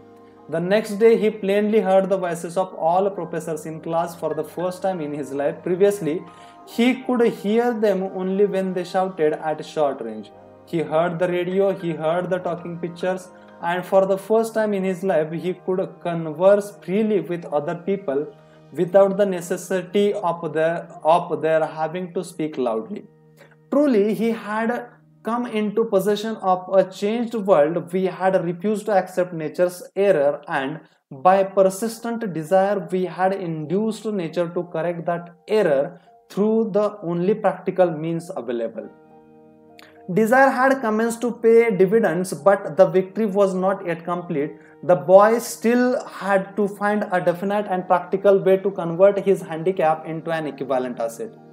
Hardly realizing the significance of what had already been accomplished, but intoxicated with the joy of his newly discovered world of sound, he wrote a letter to the manufacturer of hearing aid, enthusiastically describing his experience. Something in his letter, something perhaps which was not written on the lines but back of them, caused the company to invite him to New York. When we arrived, he was escorted through the factory, and while talking with the chief engineer, telling him about his changed world, a hunch, an idea, or an inspiration, call it what you wish, flashed into his mind. It was two impulse of thoughts which converted his affliction into an asset destined to pay dividends in both money and happiness to thousands of all time to come. The sum and substances of that impulse of thought was this: it occurred to him that he might be of help to the millions of defended people who go through life without the benefit of hearing devices. If he could find a way to tell them the story of his changed world, then and there he reached a decision to devote the remainder of his life to rendering useful service to the hard of hearing. For an entire month, he carried on an intensive research during which he analyzed the entire marketing system of the manufacturer of the hearing device and created ways and means of communicating with the hard of hearing all over the world for the purpose of sharing with them his newly discovered changed world. When this was done, he put it writing a 2-year plan based upon his findings. When he presented the plan to the company, he was instantly given a position for the purpose of carrying out his ambition. Little did his dream when he went to do work that he was destined to bring hope and practical relief to thousands of defunct people who without his help would have been doomed forever to deep mutism. Shortly after he became associated with the manufacturer of his hearing aid, he invited me to attend a class conducted by his company for the purpose of teaching deaf mutes to hear and to speak. I had never heard of such a form of education. Therefore, I visited the class skeptical but hopeful that my time would not be entirely wasted. Here I saw a demonstration which gave me a greatly enlarged vision of what I had done to arouse and keep alive in my son's mind the desire for normal hearing. I saw deaf mutes actually begin taught to hear and to speak through application of the self-same principle I had used more than 20 years previously in saving my son from deep mutism. Thus, through some strange turn of the wheel of fate, my son Blair and I have been destined to aid in correcting deep mutism for those as yet unborn, because we are the only living human beings, as far as I know, who have established definitely the fact that deep mutism can be corrected to the extent of restoring to normal life those who suffer with this affliction. It has been done for one, it will be done for others. There is no doubt in my mind that Blair would have been a deep mute all his life. In his mother and I had not managed to shape his mind as we did. The doctor who attended at his birth told us confidently the child might never hear or speak. A few weeks ago, Dr. Evan Wurches, a noted specialist on such cases, examined Blair very thoroughly. He was astounded when he learned how well my son now hears and speaks, and said his examination indicated that theoretically the boy should not be able to hear at all, but the lad does hear despite the fact that X-ray picture shows there is no opening in the skull whatsoever from where his ears should be to the brain. When I planted in his mind the desire to hear and talk and live as a normal person, there went with that impulse some strange influence which caused nature to become bridge builder and span the gulf of silence between his brain and the outer world. By some means which the keenest medical specialists have not been able to interpret, it would be sacrilege for me to even conjecture as to how nature performed this miracle. It would be unforgivable if I neglected to tell the world as much as I know of the humble part I assumed in the strange experience. It is my duty and a privilege to say I believe, and not without reason, that nothing is impossible to the person who backs desire in enduring faith. Nothing is impossible to the person who backs desire with enduring faith. Verily, a burning desire has devious ways of transmuting itself into its physical equivalent. Blair's desired normal hearing, now he has it. He was born with a handicap which might easily have sent one with a less defined desire to the street with a bundle of pencils and a tin cups. That handicap now promises to serve as the medium by which he will render useful services to many millions of hard of hearing, also to give him useful employment at adequate financial compensation the remainder of his life. The little white lies I planted in his mind when he was a child, by leading him to believe his affliction would become a great asset which he could capitalize, has justified itself. Verily, there is nothing right or wrong which belief plus burning desire cannot make real. There is nothing right or wrong which belief plus burning desire cannot make real. These qualities are free to everyone. In all my experience in dealing with men and women who had personal problems, I never handled a single case which more definitely demonstrates the power of desire. Authors sometimes makes the mistake of writing the subjects of which they have but superficial or very elementary knowledge. It had been my good fortune to have had the privilege of testing the soundness of the power of desire through the affliction of my own son. Perhaps it was a providential that the experience came as it did, for surely no one is better prepared than he to serve as an example of what happens when desire is put to the rest. If Mother Nature bends to the will of desire, is it logical that mere men can defeat a burning desire? Strange and imponderable is the power of the human mind. We do not understand the method by which it uses every circumstance, every individual, every physical thing within its reach as a means of transmitting desire into its physical counterpart. Perhaps science will uncover this secret. I planted in my son's mind the desire to hear, to speak as any normal person hears and speaks. That desire has now become a reality. I planted in his mind the desire to convert his greatest handicap into the greatest asset. That desire has been realized. The modulus operandi by which this astounding result was achieved is not hard to describe. It consisted of three very definite facts. First, I mixed faith with the desire for normal hearing, which I passed on to my son. Second, I communicated my desire with him in every conceivable way available through persistent, continuous effort over a period of years. Third, he believed in me. As this chapter was being completed, news came of the death of MME Skulman. One short paragraph in the news of dispatch gives the clue to this unusual woman's stupendous success as a singer. I quote the paragraph because the clue it contains is none other than the desire. Early in her career, MME Skulman visited the director of the Vienna Court Opera to have him test her voice, but he did not test it. After taking one look at her awkward and poorly dressed girl, he exclaimed, none too gently, with such a face and with no personality at all, how can you ever expect to succeed in opera? My good child, give up the idea, buy a sewing machine and go to work. You can never be a singer.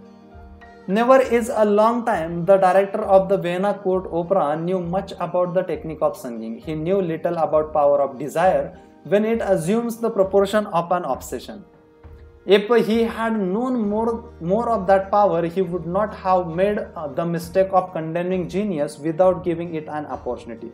Several years ago, one of my business associates became ill. He became worse as the time went on and finally was taken to hospital for an operation. Just before he was wheeled into the operating room, I took a look at him and wondered how anyone as thin and emaciated as he could possibly go through a major operation successfully. The doctor warned me that there was little if any chance of my ever seeing him alive again.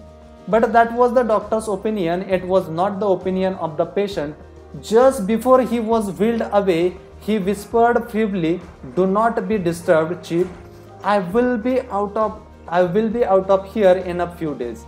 The attending nurse looked at me with pity, but the patient did come through safely. After it was all over, his physician said, nothing but his own desire to live saved him. He never would have pulled through if he had not refused to accept the possibility of death. I believe in the power of desire backed by faith because I have seen this power lift men from lowly beginnings to the places of power and wealth. I have seen it rob the grave of its victims. I have seen it serve as the medium by which men staged a comeback after having been defeated in 100 different ways. I have seen it provide my own son with a normal, happy, successful life, despite nature's having sent him into the world without ears. How can one harness and use the power of desire? This has been answered through this. This has been answered through this and the subsequent chapters of this book. This message is going out to the world at the end of the longest and perhaps the most devastating depression America has ever known.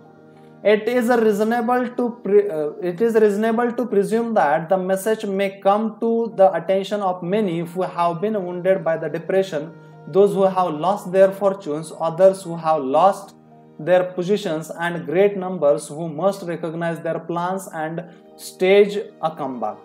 To all these, I wish to convey the thought that all achievements, no matter what may be its nature or its purpose, must begin with an intense burning desire for something definite. Through some strange, powerful principle of mental chemistry which she had never developed, Nature wraps up in the impulse of a strong desire that something which recognizes no such words as impossible and accepts no such reality as a failure. Let us go ahead with chapter number 3, Faith, Visualization of and Believe in Attainment of Desire, the second step towards riches. Faith is the head chemist of the mind. When faith is blended with the vibration of thought, the subconscious mind instantly picks up the vibration, translates it into the spiritual equivalent, and transmits it to the infinite intelligence, as in the case of prayer. The emotions of faith, love, and sex are the most powerful of all the major positive emotions. When the three are blended, when the love, faith, and sex are blended, they have the effect of coloring the vibration of thought in such a way that it instantly reaches the subconscious mind, where it is changed into the spiritual equivalent, the only form that induces a response from the infinite intelligence. Love and faith are psychic, related to the spiritual side of man. Sex is purely biological and related only to the physical.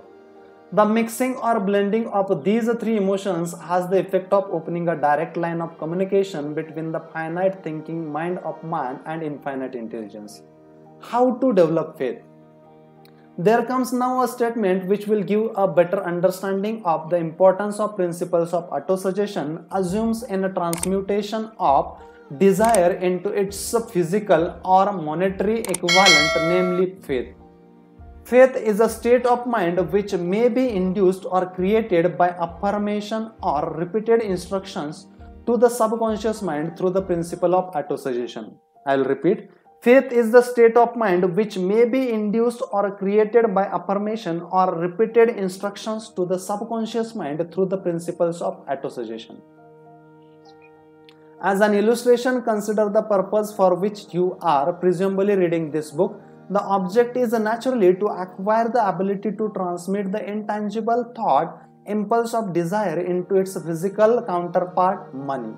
By following the instructions laid down in the chapter on autosuggestion and the subconscious mind as summarized in the chapter on autosuggestion, you may convince the subconscious mind that you believe you will receive that for which you ask, and it will act upon that belief, which your subconscious mind passes back to you in the form of faith, followed by definite plans for the procuring that which you desire. The method by which one develops faith where it does not already exist is extremely difficult to describe, almost as difficult, in fact, as it would be to describe the color of red to a blind man who has never seen color and has nothing with which to compare what you describe to him. Faith is a state of mind which you may develop at will after you have mastered the 13 principles, because it is a state of mind which develops voluntarily through application and the use of these principles. Repetition of affirmations of orders to your subconscious mind is the only known method of voluntary development of the emotion of faith. Repetition of affirmation of orders to your subconscious mind is the only known method of voluntary development of the emotion of faith. Perhaps the meaning may be made clear through the following explanation as to the way men sometimes become criminals.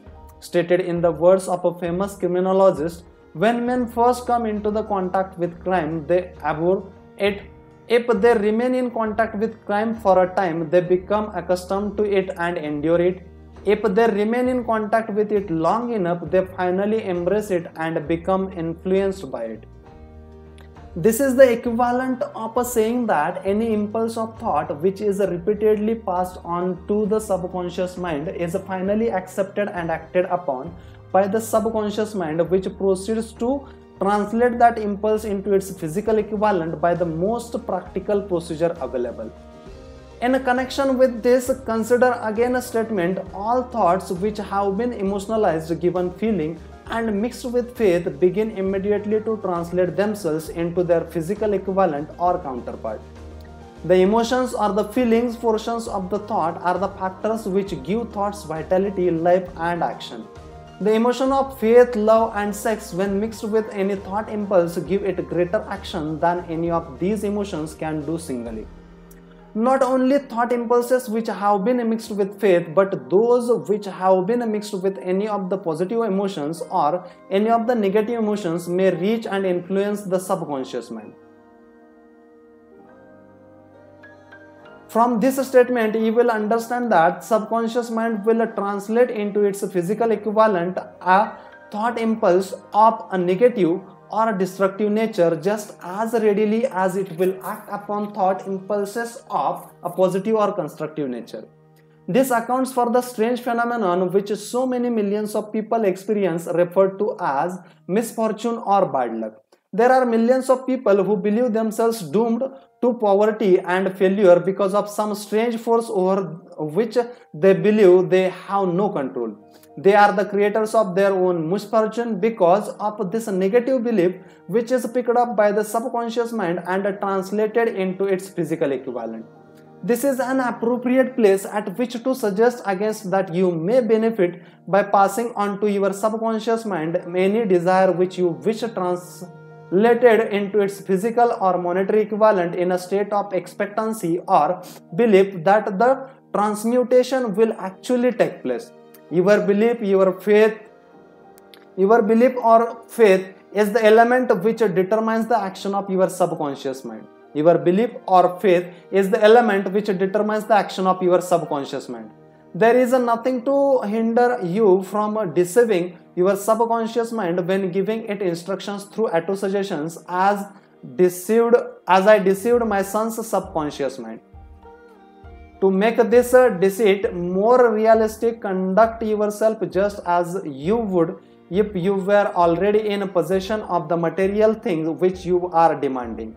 When you call upon your subconscious mind, the subconscious mind will transmute into its physical equivalent by the most direct and practical media available any order which is given to it in a state of belief or faith that the order will be carried out. Surely enough has been stated to give a starting point from which one may, through experiments and practice, acquire the ability to mix faith with any order given to subconscious mind. Perfection will come through practice. It cannot come by merely reading instructions. If it be true that one may become a criminal by association with a crime, and this is a known fact, it is equally true that one may develop faith by voluntarily suggesting to the subconscious mind that one has faith. The mind comes finally to take on to the nature of the influences which dominate it. Understand this truth, you will know why it is essential for you to encourage the positive emotions as the dominant forces of your mind and discourage and eliminate negative emotions. A mind dominated by positive emotions becomes a favorable abode for the state of mind known as faith. A mind so dominated may at will give the subconscious mind instructions which it will accept and act upon immediately. Faith is a state of mind which may be induced by autosuggestion. Faith is a state of mind which may be induced by autosuggestion. All down the ages, the religionists have admonished struggling humanity to have faith in this, that, and the other dogma or creed, but they have failed to tell people how to have faith. They have not stated that faith is a state of mind and that it may be induced by self-suggestion. In a language which a normal human being can understand, we will describe all that is known about the principle through which faith may be developed when it does not already exist. Have faith in yourself. Faith is faith in the infinite. Before we begin, we should be reminded again that faith is the external elixir which gives life, power and action to the impulse of thought. The foregoing sentence is worth reading a second time, and a third and a fourth. It is worth reading aloud. Faith is the strong point of all accumulations of riches. Faith is the basis of all miracles and all mysteries which cannot be analyzed by the rules of science. Faith is the only known antidote for failure. Faith is the element, the chemical, which when mixed with the prayer gives one direct communication with infinite intelligence. Faith is the element which transforms the ordinary vibrations of thought created by the finite mind of man into a spiritual equivalent. Faith is the only agency through which the cosmic force of infinite intelligence can be harnessed and used by man. I will repeat this. Faith is the starting point of all accumulation of riches. Faith is the basis of all miracles and all mysteries which cannot be analyzed by the rules of science.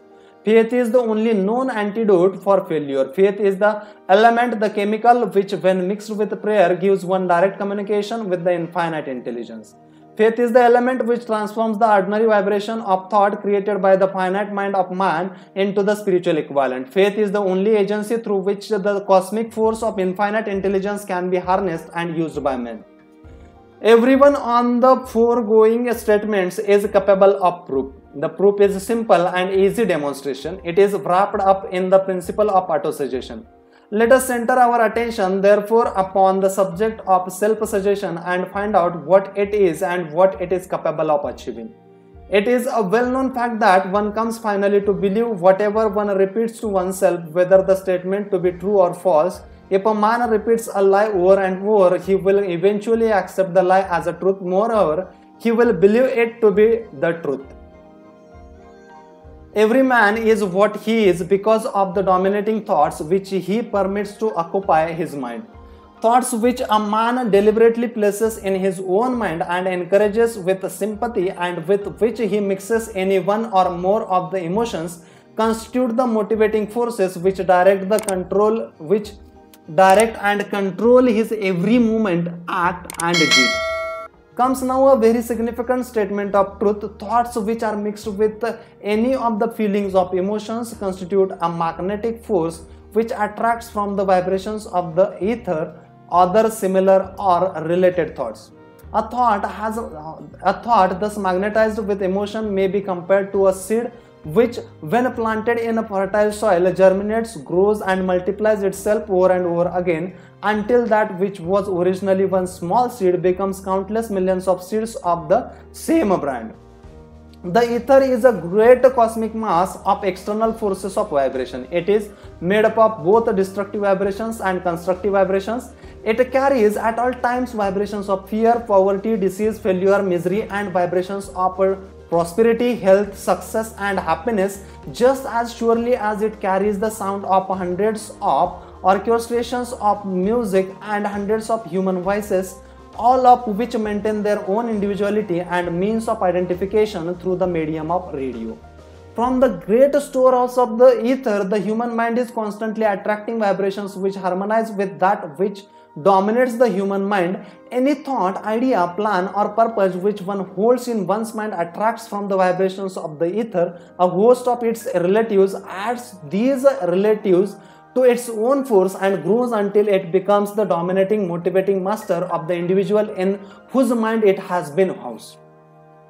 Now let us go back to the starting point and become informed as to how the original seed of an idea, plan or purpose may be planted in the mind.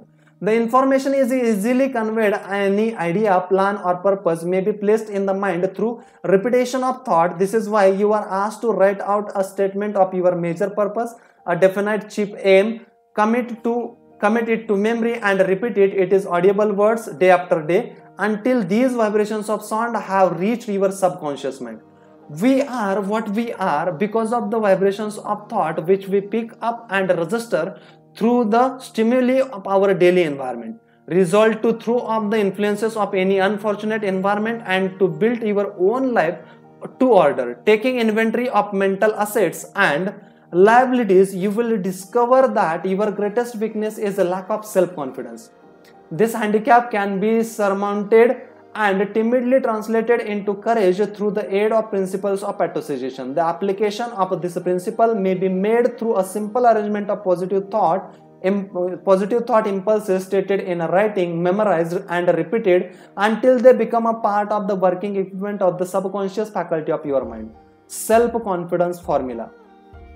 First, I know that I have the ability to achieve the object of my definite purpose in life. Therefore, I demand of myself persistent, continuous action towards its attainment, and I here and now promise to render such action.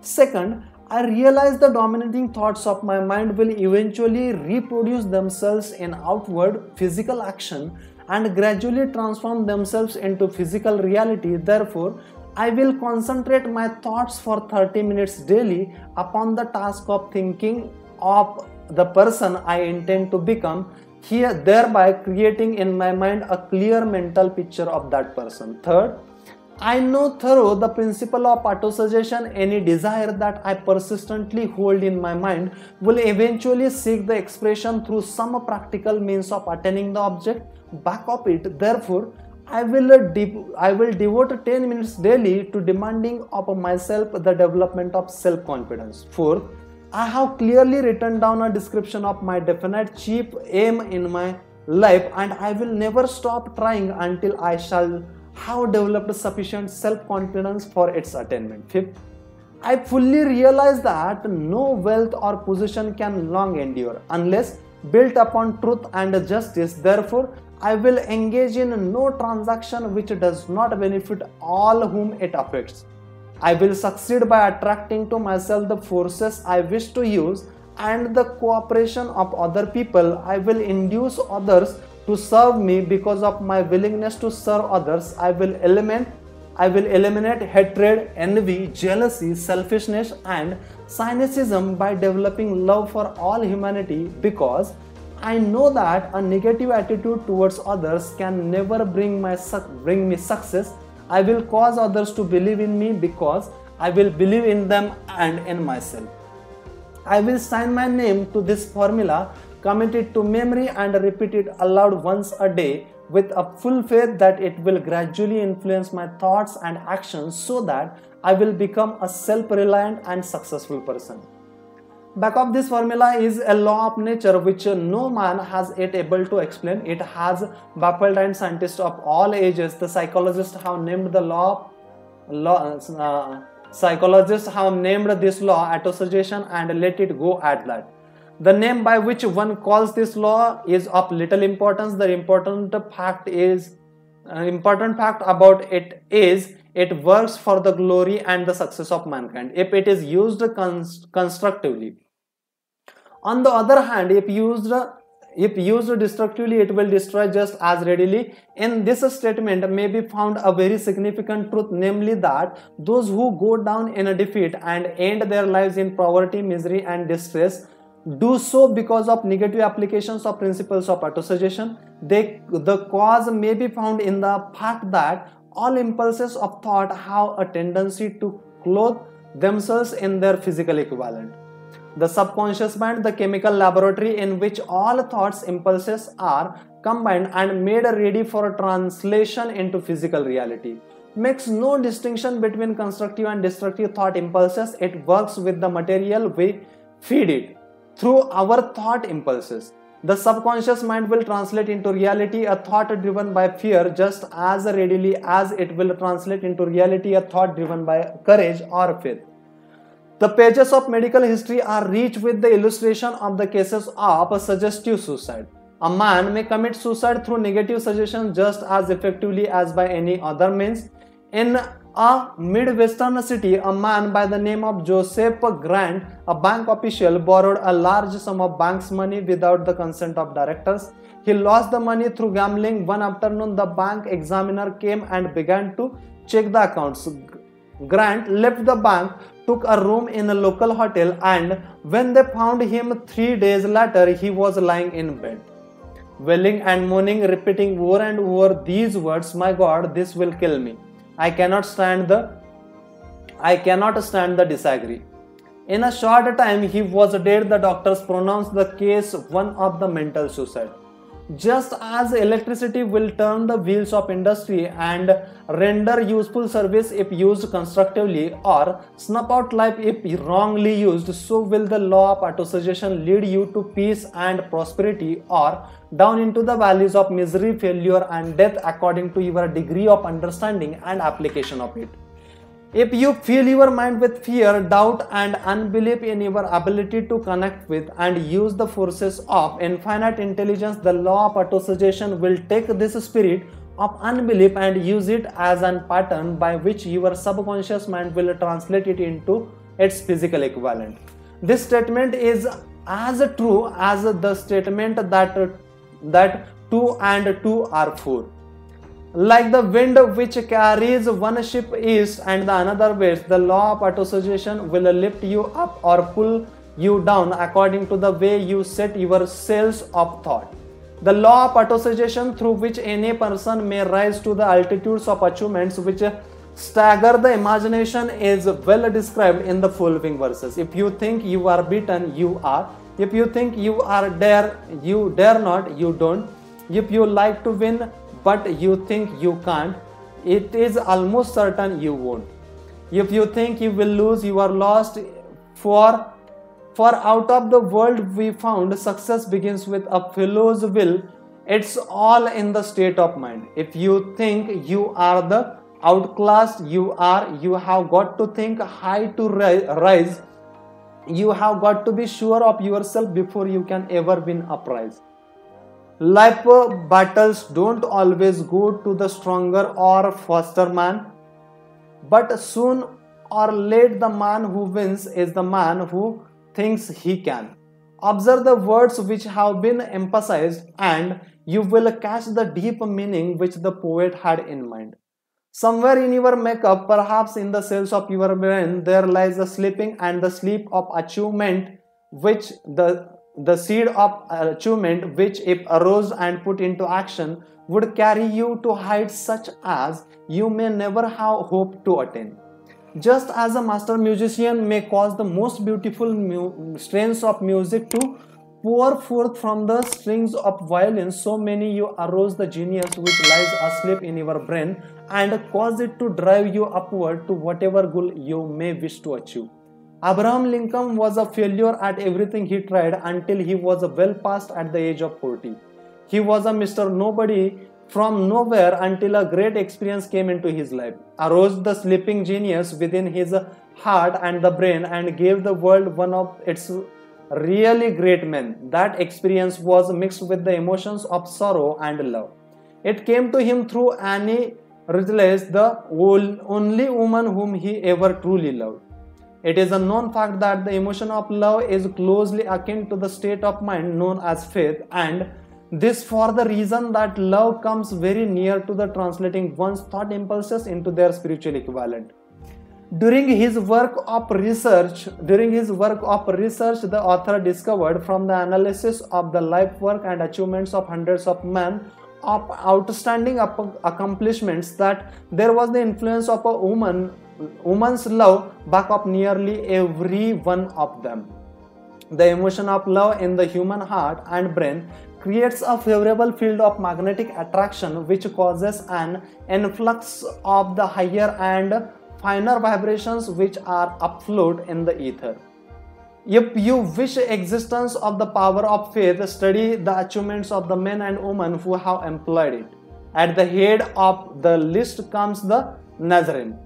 Christianity is the greatest single force which influences the minds of men. The basis of Christianity is faith. No matter how many people may have perverted or misinterpreted the meaning of this great force, and no matter how many dogmas and creed have been created in its name which do not reflect its tenets, the sum of the substance of the teachings of the achievements of the Christ, which may have been interpreted as miracles, were nothing more nor less than faith. If there are any such phenomenon as miracles, they are produced only through the state of mind known as faith. Some teachers of religion and many who call themselves Christians neither understand nor practice faith. Let us consider the power of faith as it is now being demonstrated by a man who is well known to all of civilization, Mahatma Gandhi of India. In this man, the world has one of the most astounding examples known to civilization of possibilities of faith. Gandhi wields more potential power than any other man living at this time, and this despite the fact that he has none of the orthodox tools of power such as money, battleships, soldiers and materials of warfare. Gandhi has no money, he has no home, he does not own a suit of clothes, but he does have power. How does he come by that power? He created it out of his understanding of the principle of faith and thought his ability to translate that faith into the minds of 200 million people. Gandhi has accomplished through the influence of faith that which the strongest military power on earth could not and never will accomplish through soldiers and military equipment. He has accomplished the astounding feat of influencing 200 million minds to coalesce and move in unison as a single mind. What other force on earth except faith could do as much? There will come a day when employees as well as employers will discover the possibilities of faith. That day is dawning. The whole world has had ample opportunity during the recent business depression to witness what the lack of faith will do to business.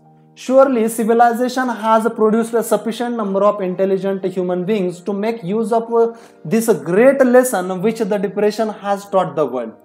During this depression, the world had evidence in abundance that widespread fear will paralyze the wheels of industry and business. Out of this experience will arise leaders in business and industry who will profit by the example which Gandhi has set for the world, and they will apply the business the same tactics which he has used in building the greatest following known in the history of the world.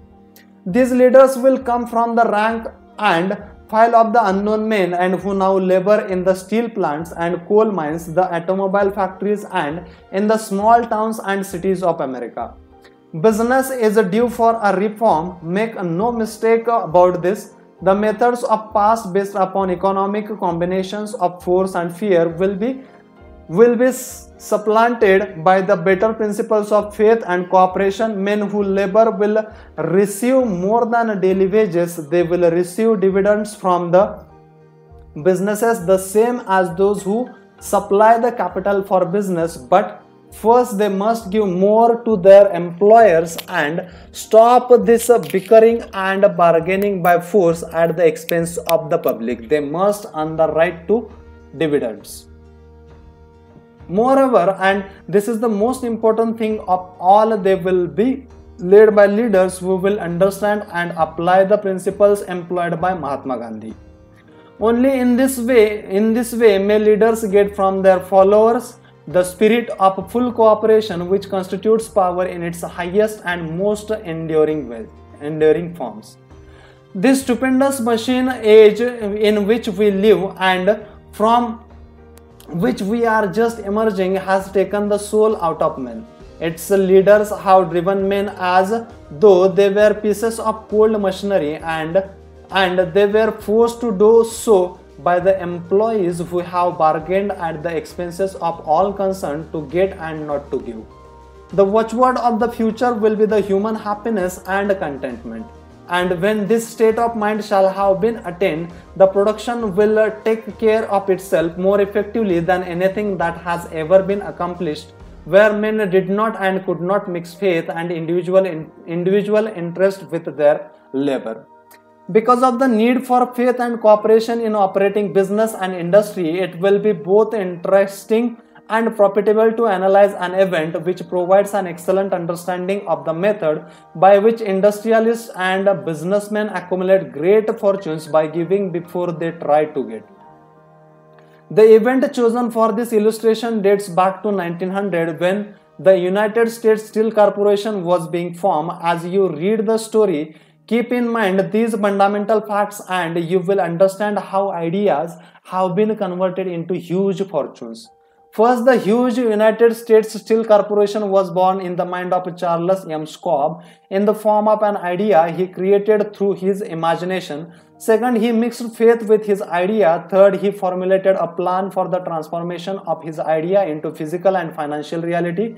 Fourth, he put his plan into action with his famous speech at the University Club Fifth, he applied and followed through on his plan with persistence and backed it with firm decision until it had been fully carried out. Sixth, he prepared the way for success by burning desire for success. If you are one of those who have been often wondered how great fortunes are accumulated, the story of the creation of United States Steel Corporation will be enlightening. If you have any doubt that men can think and grow rich, this story should dispel that doubt, because you can plainly see in the story of the United States Steel the application of major portion of the 13 principles described in this book. This astounding description of the power of an idea was dramatically told by John Lowell in the New York Worldly Telegram, with whose courtesy it is here reprinted. A pretty after dinner speech for $1 billion. A pretty after dinner speech for $1 billion. When on an evening of December 12, 1900, some 80 of the nation's financial nobilities gathered in the banquet hall of the University Club on Fifth Avenue to do honor to a young man from out of West, not half a dozen of the guests realized they were to witness the most significant episode in American industrial history. J. Edward Simmons and Charles Stewart Smith, their heart full of gratitude for the lavish hospitality bestowed on them by Charles M. Schwab during a recent visit in Petersburg, had arranged the dinner to introduce the 38-year-old Stillman to Eastern banking society. But they didn't expect him to stampede the convection. They warned him, in fact, that the cosmos within the New York stuffed shirts would not be responsive to a oratory, and that if he didn't want to bore the Stillness and Harrimans and Vanderbilts, he had better limit himself to 15 or 20 minutes of polite vaporing and let it go at that. Even John Pierpont Morgan, sitting on the right hand of the Schwab, as become his imperial dignity, intended to grace the banquet table with his presence only briefly. And so far as the press and public were concerned, the whole affair was of so little moment that no mention of it found its way into print the next day.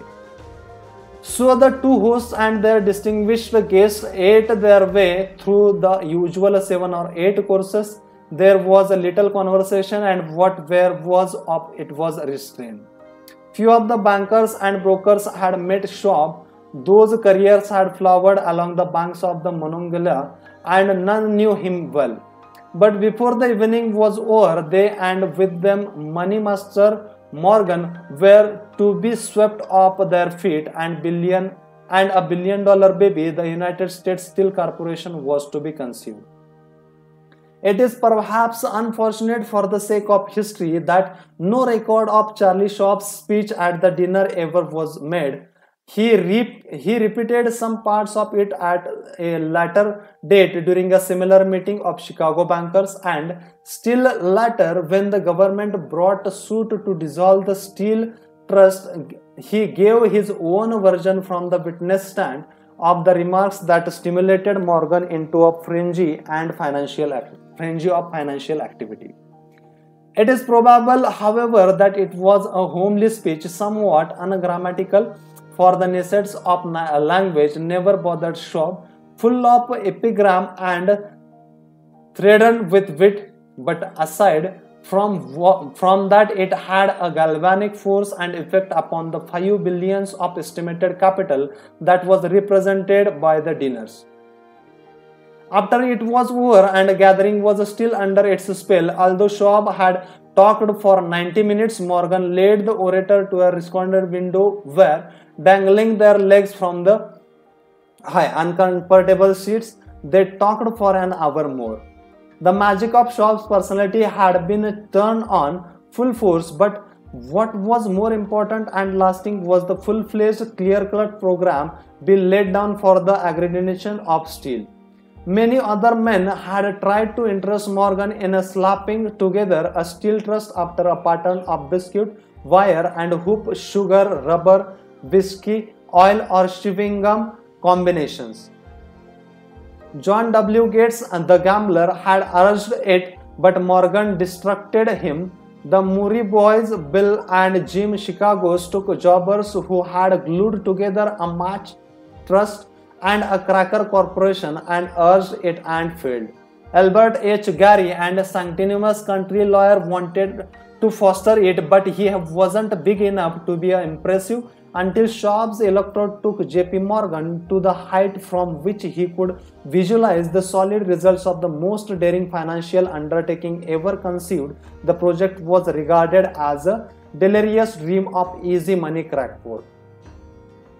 The financial magnetism that began a generation ago to attract thousands of small and sometimes inefficiently managed companies into large and competition-crushing combinations had become operative in the steel world through the devices of that jovial business private John W. Gates. Gates already had formed an American steel and wire company out of a chain of small concerns, and together with Morgan had created a federal steel company.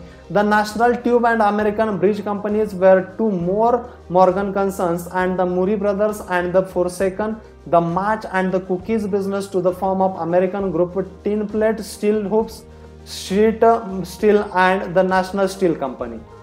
But by the side of Andrew Carnegie's gigantic vertical trust and a trust owned and operated by 53 partners, those other combinations were pecan.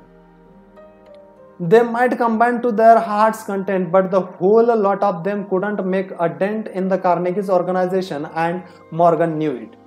The eccentric old Scot knew it too. From the magnificent heights of Skibo's castle, he had viewed first with amusement and then with resentment the attempts of Morgan's smaller companies to cut into his business. When his attempts became too bold, Carnegie's temper was translated into anger and retaliation.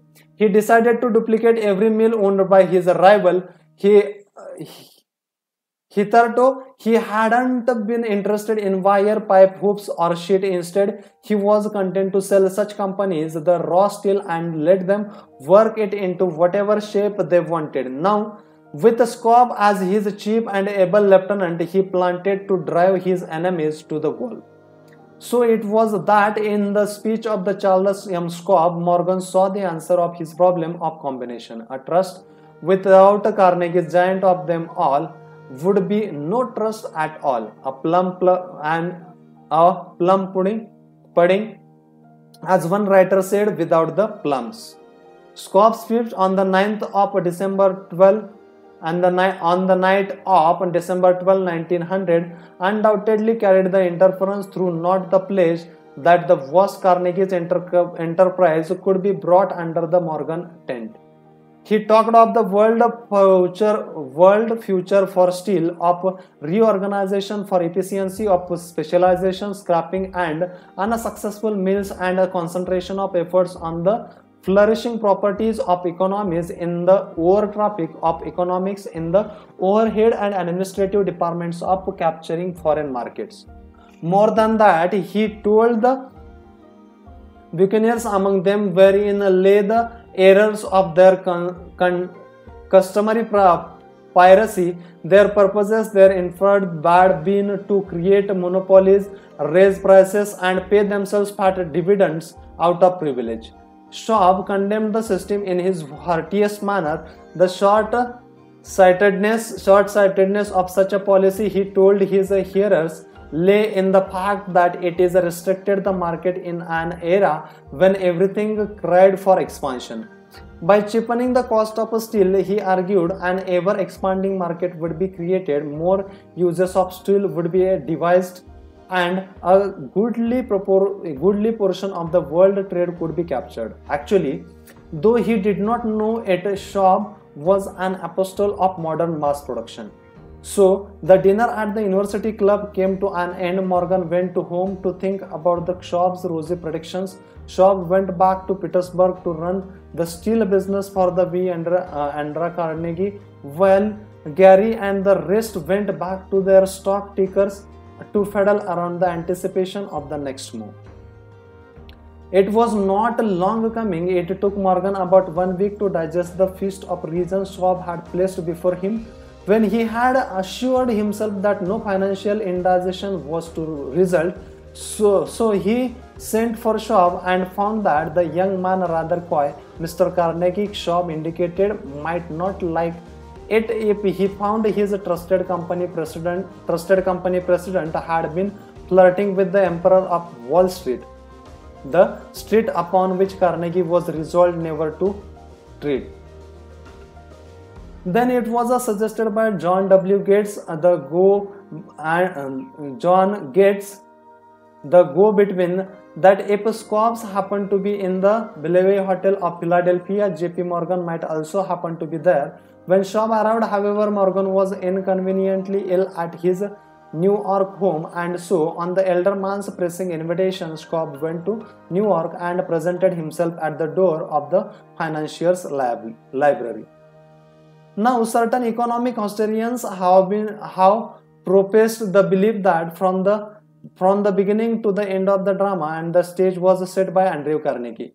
The dinner to Schwab, the famous speech, the Sunday night conference between Schwab and the Money King were events arranged by the Kenny Scott. The truth is exactly the opposite. When Schwab was called in to consummate the deal, they didn't even know whether the little bosses, as Andrew was called, would so much as listen to an offer to sell, particularly to a group of men whom Andrew regarded as being endowed with something less than holiness.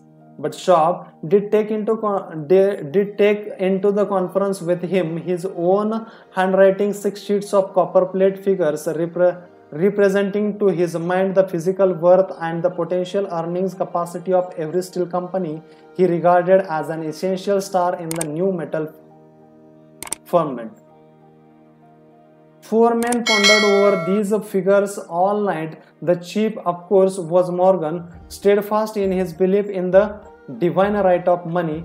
With him was his aristocratic partner Robert Bacon, a scholar and the gentleman. The third was the John W. Gates, whom Morgan scored as a gambler and used as a tool. The fourth was the Schwab, and who knew more about the processes of making and selling steel than any whole group of men then living. Throughout that conference, the Pittsburghers' figures were never questioned. If he said a company was worth so much, then it was worth that much and no more.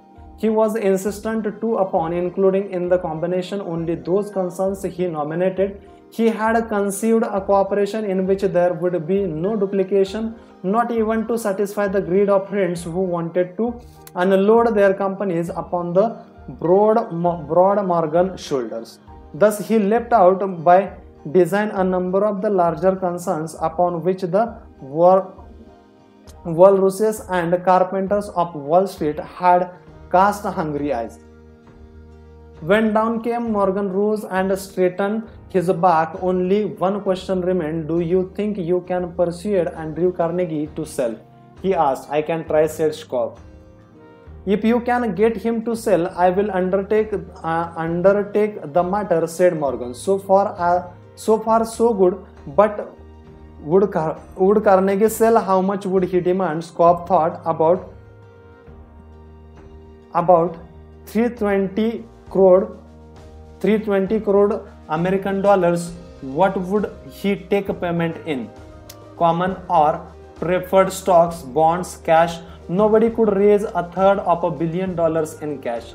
There was a golf game in January on the frost-cracking heath of the St. Andrews Links in Leicester, with Andrew bundled up in sweaters against the cold and Charlie talking volubly as usual to keep his spirits up.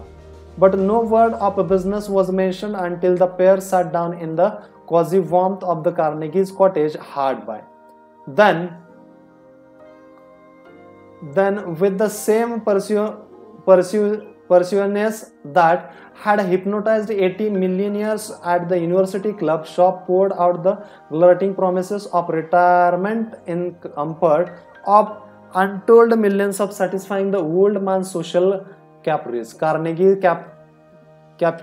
calculated, wrote a figure on a slip of a paper, handed it to Schwab and said, all right, that's what we will sell for. The figure was approximately 400 crores dollars and was reached by taking the 320 mentioned by Schwab as a basic figure and adding to that 80 to represent the increased capital value over the previous 2 years. Later on the deck of the transatlantic linear Scotsman said ruefully to Morgan, I wish I had asked for 1,000. If you had asked for it, you would have gotten it, Morgan told him cheerfully. There was an uproar, of course. A British correspondent cabled that the foreign steel world was appalled by a gigantic combination. President Headley of LA declared that unless trusts were regulated, the country might expect an emperor in Washington within the next 25 years. But that able to stock manipulator Keene went at his work of showing that new stock at the public so vigorously that all the excess water, estimated by some nearly about 600 crore dollars, was absorbed in the twinkling. So Carnegie had his millions and the Morgan syndicated 620 crore dollars for all its trouble, and all the boys from the gates who Gary had their millions. The 38 years old Schwab had his reward. He was made president of the new corporation and remained in control until 1930.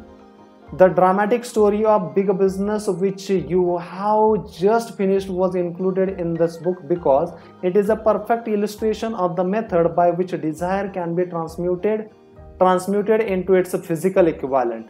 I imagine some readers will question the statement that a mere intangible desire can be converted into its physical equivalent. Doubtlessly, some will say you cannot convert nothing into something. The answer is in the story of United States Steel Corporation. That giant organization was created in the mind of one man. The plan by which the organization was provided with the steel mills that gave it financial stability was created in the mind of the same man. His faith, his desires, his imagination, his persistence were the real ingredients that went into United States Steel. The steel mills and mechanical equipments acquired by the corporation after it had been brought into legal existence were incidental, but careful analysis will disclose the fact that the appraised value of the properties acquired by the corporations increased in value by the estimated $600 million by the mere transaction which consolidated them under one management. In other words, Charles M. Schwab's idea plus the faith with which he conveyed it to the minds of J.P. Morgan and the others was marketed for a profit of approximately $600 million, not an insignificant sum for a single idea. When happened to some of the men who took their share of the millions of dollars of profit made by this transaction is a matter with which we were not now concerned. The important feature of the astounding achievement is that it serves as unquestionable evidence of the soundness of the philosophy described in this book, because this philosophy was the warp and the whoop of the entire transaction. Moreover, the practicability of the philosophy has been established by the fact that the United States Steel Corporation prospered and became one of the richest and most powerful corporations in America, employing thousands of people, developing new uses for steel, and opening new markets, thus proving that $600 million in a profit which the Schwab's idea produced was earned, which the Schwab's idea produced was earned. Riches begin in the form of thought. The amount is limited only by the person in whose mind the thought is put into motion. Faith removes limitations. Remember this when you are ready to bargain with life for whatever it is that you ask as your price for having passed this way. Remember also that the man who created the United States Steel Corporation was practically unknown at the time. He was merely Andrew Carnegie's man Friday until he gave birth to his famous idea. After that, he quickly rose to a position of power, fame, and riches. There are no limitations to the mind except those we acknowledge. Both poverty and riches are the opposites of offspring of thought. Both poverty and riches are the offspring of thought. That's it as per chapter number 3 and part 1 of this very special book entitled as Think and Grow Rich is concerned. Okay, चलिए मिलते हैं with the next episode with a new part of this very special book which is entitled as Think and Grow Rich, which is written by Napoleon Hill. तब तक हंसते रहिए, मुस्कुराते रहिए, कुछ अच्छा सुनते रहिए. अगर आपको बाहर जाने की ज़रूरत पड़ रही है तो please wear mask and maintain social distancing, और अपने जो हाथ है वो बार बार साबुन से या सैनिटाइजर से साफ करते रहिए. Okay, appreciate our efforts by subscribing to our YouTube channel and encourage our team's efforts by sharing this video with as many people as you can, and I'm sure that you are going to help us in reaching towards the million people. Thank you so much. Have a great day ahead. Appreciate our efforts by subscribing to our channel. Thank you.